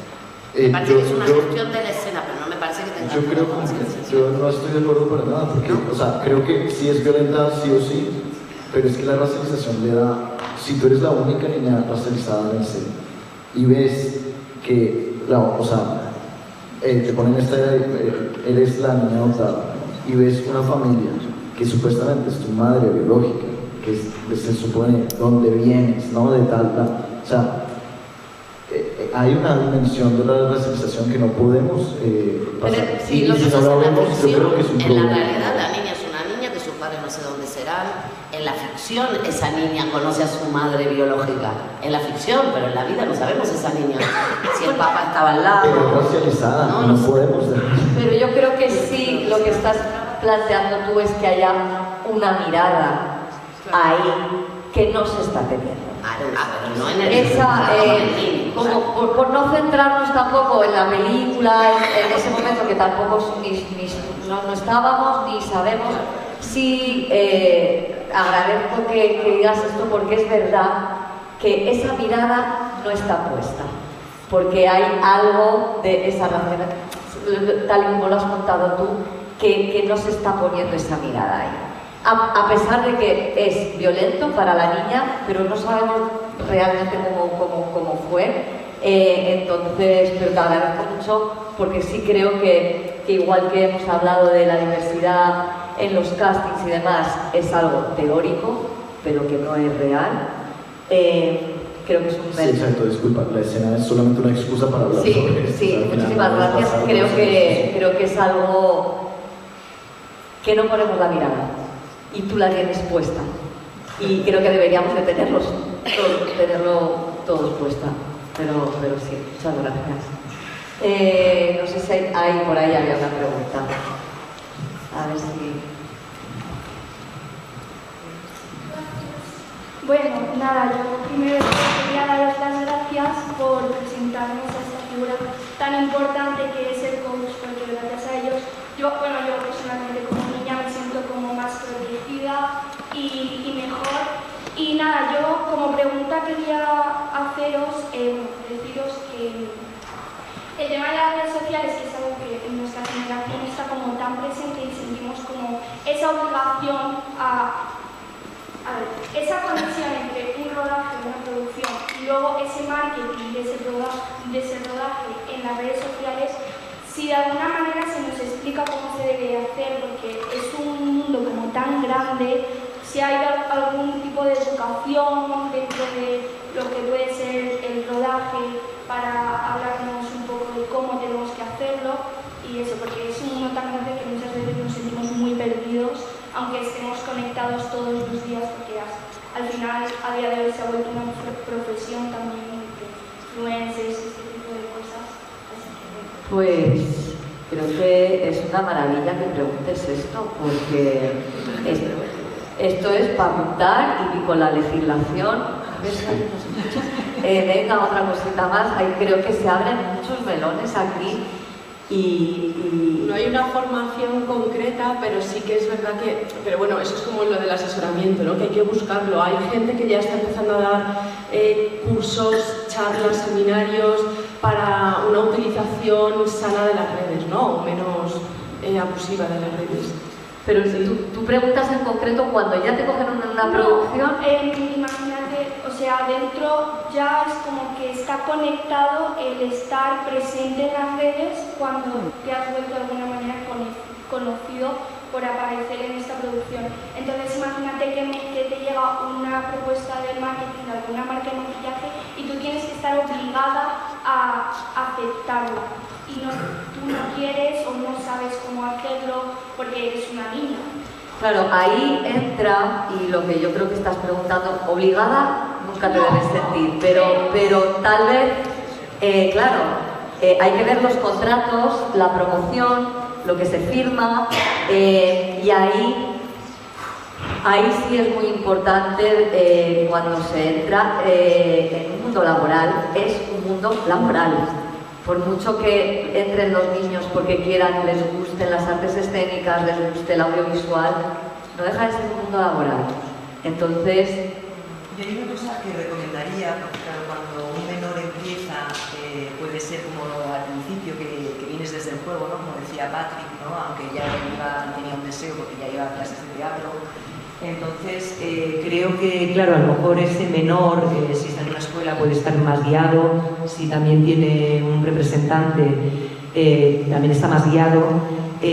Una de las cosas que también yo recomendaría es acercarse a los familiares a la unión de actores y actrices, porque tienen sus abogados y creo que puede ser una buena guía a saber lo que puedes, no puedes hacer, igual que si no tienes representante, el hecho de acercarte, conocer el convenio, saber las tablas salariales y poder saber así cuáles son tus derechos, como porque entramos ya en la faceta de que es un trabajo, por lo tanto hay que conocer el convenio laboral y saber cuáles son tus derechos y tus deberes. Es verdad que el tema de la inteligencia artificial, que no lo hemos tocado, es otro melón, pero eso es para el futuro cercano, muy cercano. Y luego también toda la parte laboral, que es importante, ¿no? Y las redes sociales, que también todavía no está legislado y es importante pues tener una buena orientación, ¿no? del uso con las buenas prácticas. Pero como tal, en una producción, tú firmas un contrato y es lo que dice Tonucha, que ahí hay que asesorarse muy bien de qué estás firmando, de qué promoción se te pide, cuánto tiempo, porque es distinto la publicidad que una promoción de una serie, de una película. Entonces todo eso, la unión de actores creo que puede ser pero que la gran mayoría de padres cuando entran en el mundo audiovisual no saben ni lo que es la unión de actores, ni dónde está, ni cómo acceder, ni si va a haber un departamento para menores en la unión de actores, ni si hay otro menor, vamos a apuntar, si hay alguien que les asesore. Está muy bien esto que dices, la verdad. Y un poco también me gustaría hacer dos preguntas, un poco a mis compañeras, ¿no? Es decir, porque claro, ahora también es como esas audiciones, ese casting, esa búsqueda en los repartos, ¿no? De gente que no tiene, ¿no? De menores que no tienen ese deseo, que es más fácil, porque cuando tienes un deseo, pues ya sabes que ya vas a clases de interpretación, ya lo haces desde el juego, pero muchas veces no, vamos a la calle y vamos a buscar, ¿no? Entonces un poco... que a lo mejor, ¿no? Es decir, podría ser interesante, ¿no? Como establecer a lo mejor una guía, porque es importante, ¿no? Yo creo, ¿no? Cómo os acercáis a los familiares, ¿no? Es decir, a lo mejor hacéis, pues eso, un casting en un colegio o hacéis casting por la calle buscando, ¿no? Tanto para la publicidad street casting como para el último trabajo, ¿no? Aunque tenía ya 18 en Asturias, ¿no? Es decir, gente que no tiene ese deseo, por lo tanto vamos a sitios a hacer esa búsqueda y cómo se les guía, ¿no? A los familiares de los siguientes pasos que deberían hacer y seguir, ¿no? Un poco. Bueno, es lo que hablamos en un momento, ¿no? O sea, una cosa es la experiencia de Montopática al principio y tal, y otra es alguien que por alguna razón le parece interesante porque lo has encontrado, depende de qué búsqueda, cómo hayas encarado la búsqueda y tal.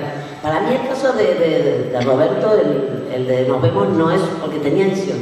Entonces no tenía que pedir autorización, una familia absolutamente disfuncional, de hecho, pero él decidía solo porque era mayor.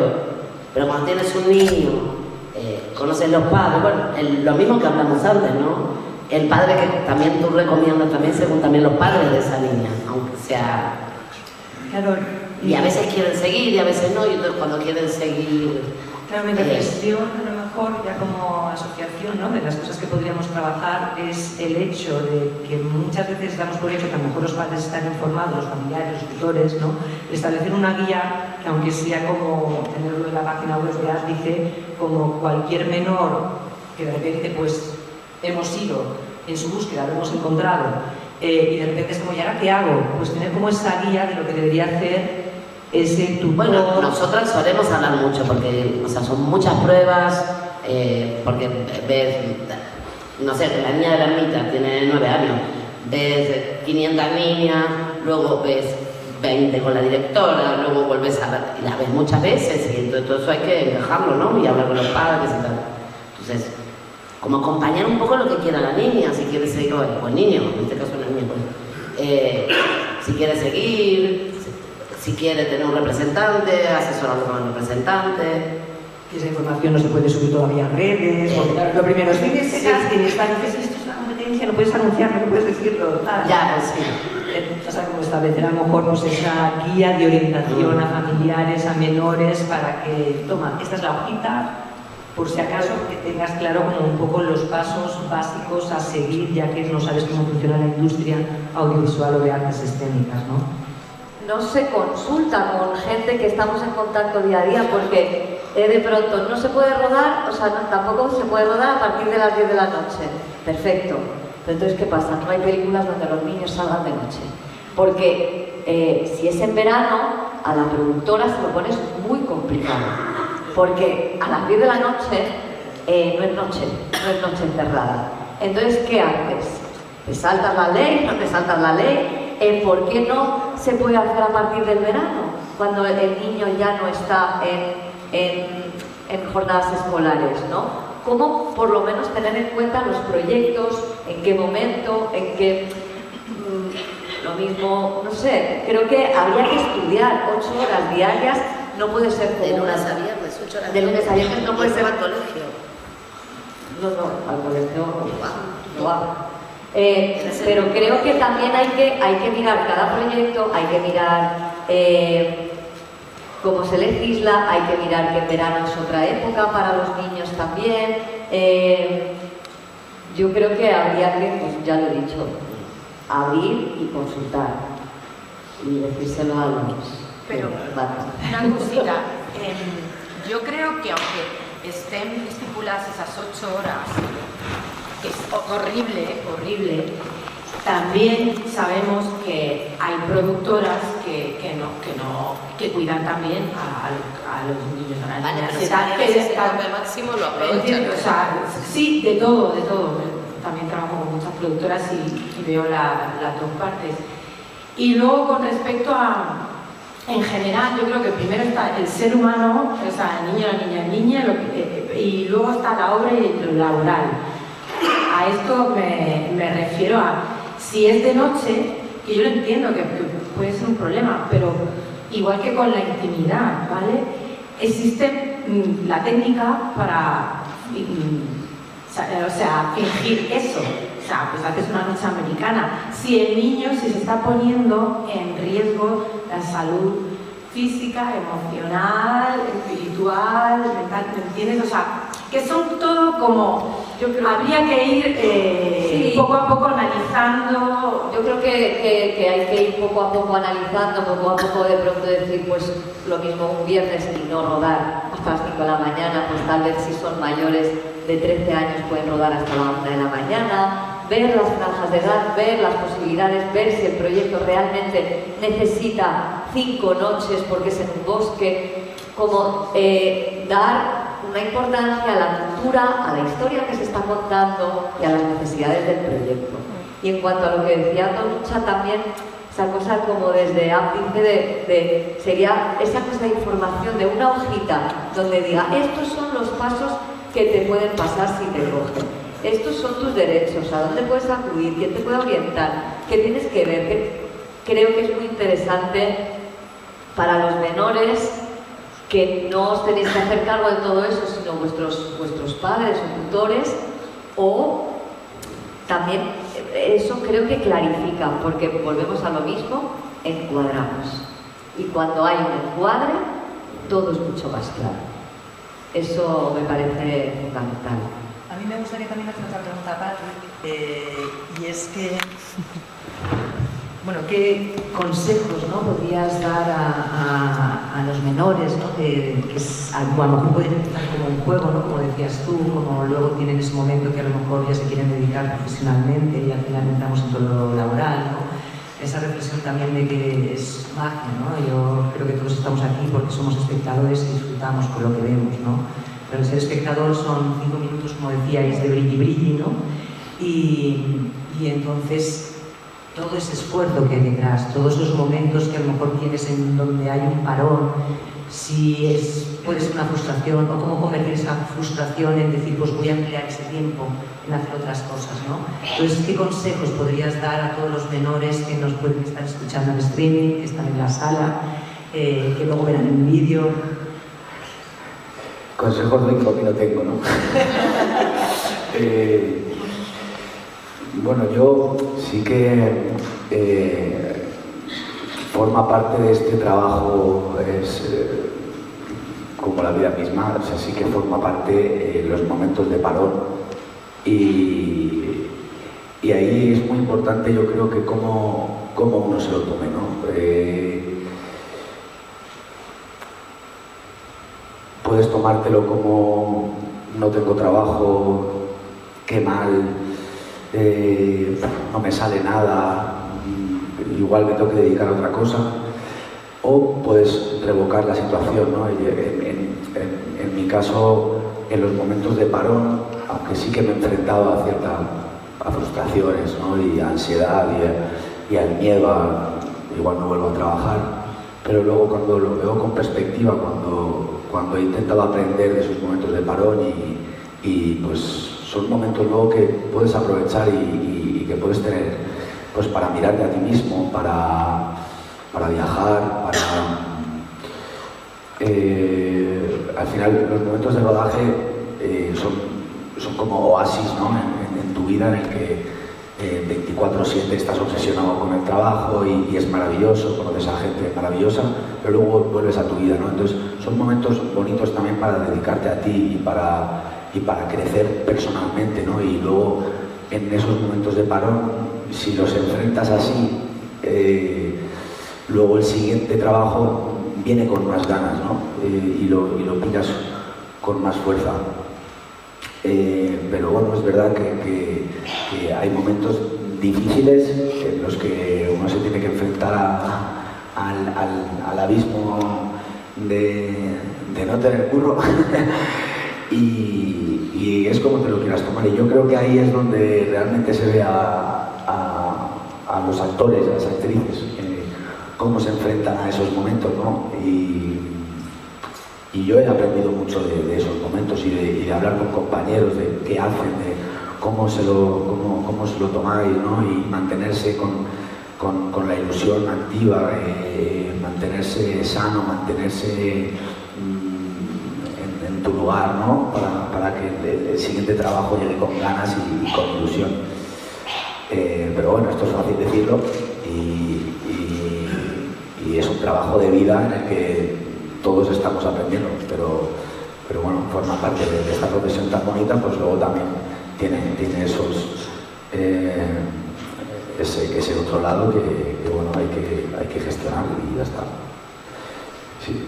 Y luego también a nivel ya más de formación, ¿no? Porque es verdad que yo creo que en España no es como en otros países, que a lo mejor pues las clases de interpretación están incluidas como asignatura dentro de la formación, ¿no?, a nivel general, y aquí siempre es papá, quiero apuntarme a clases, ¿no? Y es como, ahora es mucho más fácil porque se comprende esa parte creativa, ¿no?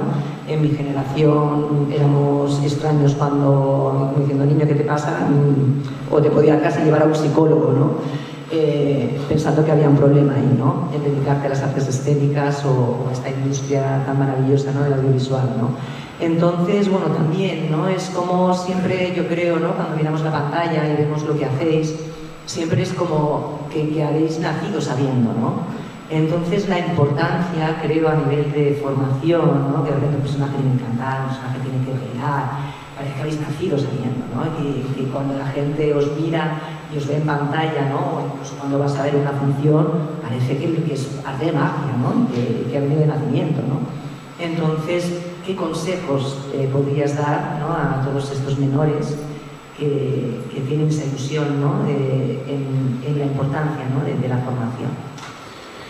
Sí, formarse yo creo que es una parte esencial, ya no solo para convertirte en lo que queremos ser todos, ¿no? Mejores actores, mejores actrices, sino para conocer a gente de tu oficio, para compartir ilusiones, para conocer las herramientas también que tenemos dentro de nosotros, ¿no? Creo que es importante formarse y a mí, por ejemplo, yo en mi caso, yo no me formé hasta que me empecé a dar cuenta de que había herramientas que no tenía y me empecé a dar cuenta de que había situaciones en el rodaje que no sabía gestionar, pues desde bloqueos hasta ciertas emociones que me pueden costar o problemas morales que uno tiene, no sé, y creo que el poco a poco, el darme cuenta de eso, ir a talleres o formaciones, te abre nuevos caminos y nuevas vías y te da herramientas para luego gestionar frente a un escenario, o en una secuencia. Y luego es muy bonito tener esos espacios creativos en los que no se busca un resultado como siempre se nos exige, que lo hagas bien y que lo hagas pues, en la toma 2 mejor que en la 7, ¿no? Entonces esos espacios son muy bonitos tenerlos y de creación, de liberación, de permitirse ser políticamente incorrecto, de ser libre, ¿no? A mí me han ayudado mucho y yo una vez que abrí la veda ya de hacerme talleres y cursos y me encuentro esos espacios ya me encanta, y en esos momentos es lo que hemos dicho de parón en el que uno no tiene trabajo, pues puede aprovechar a formarse, a buscar herramientas que uno tiene, no sé, creo que la formación es importante, la verdad, sí.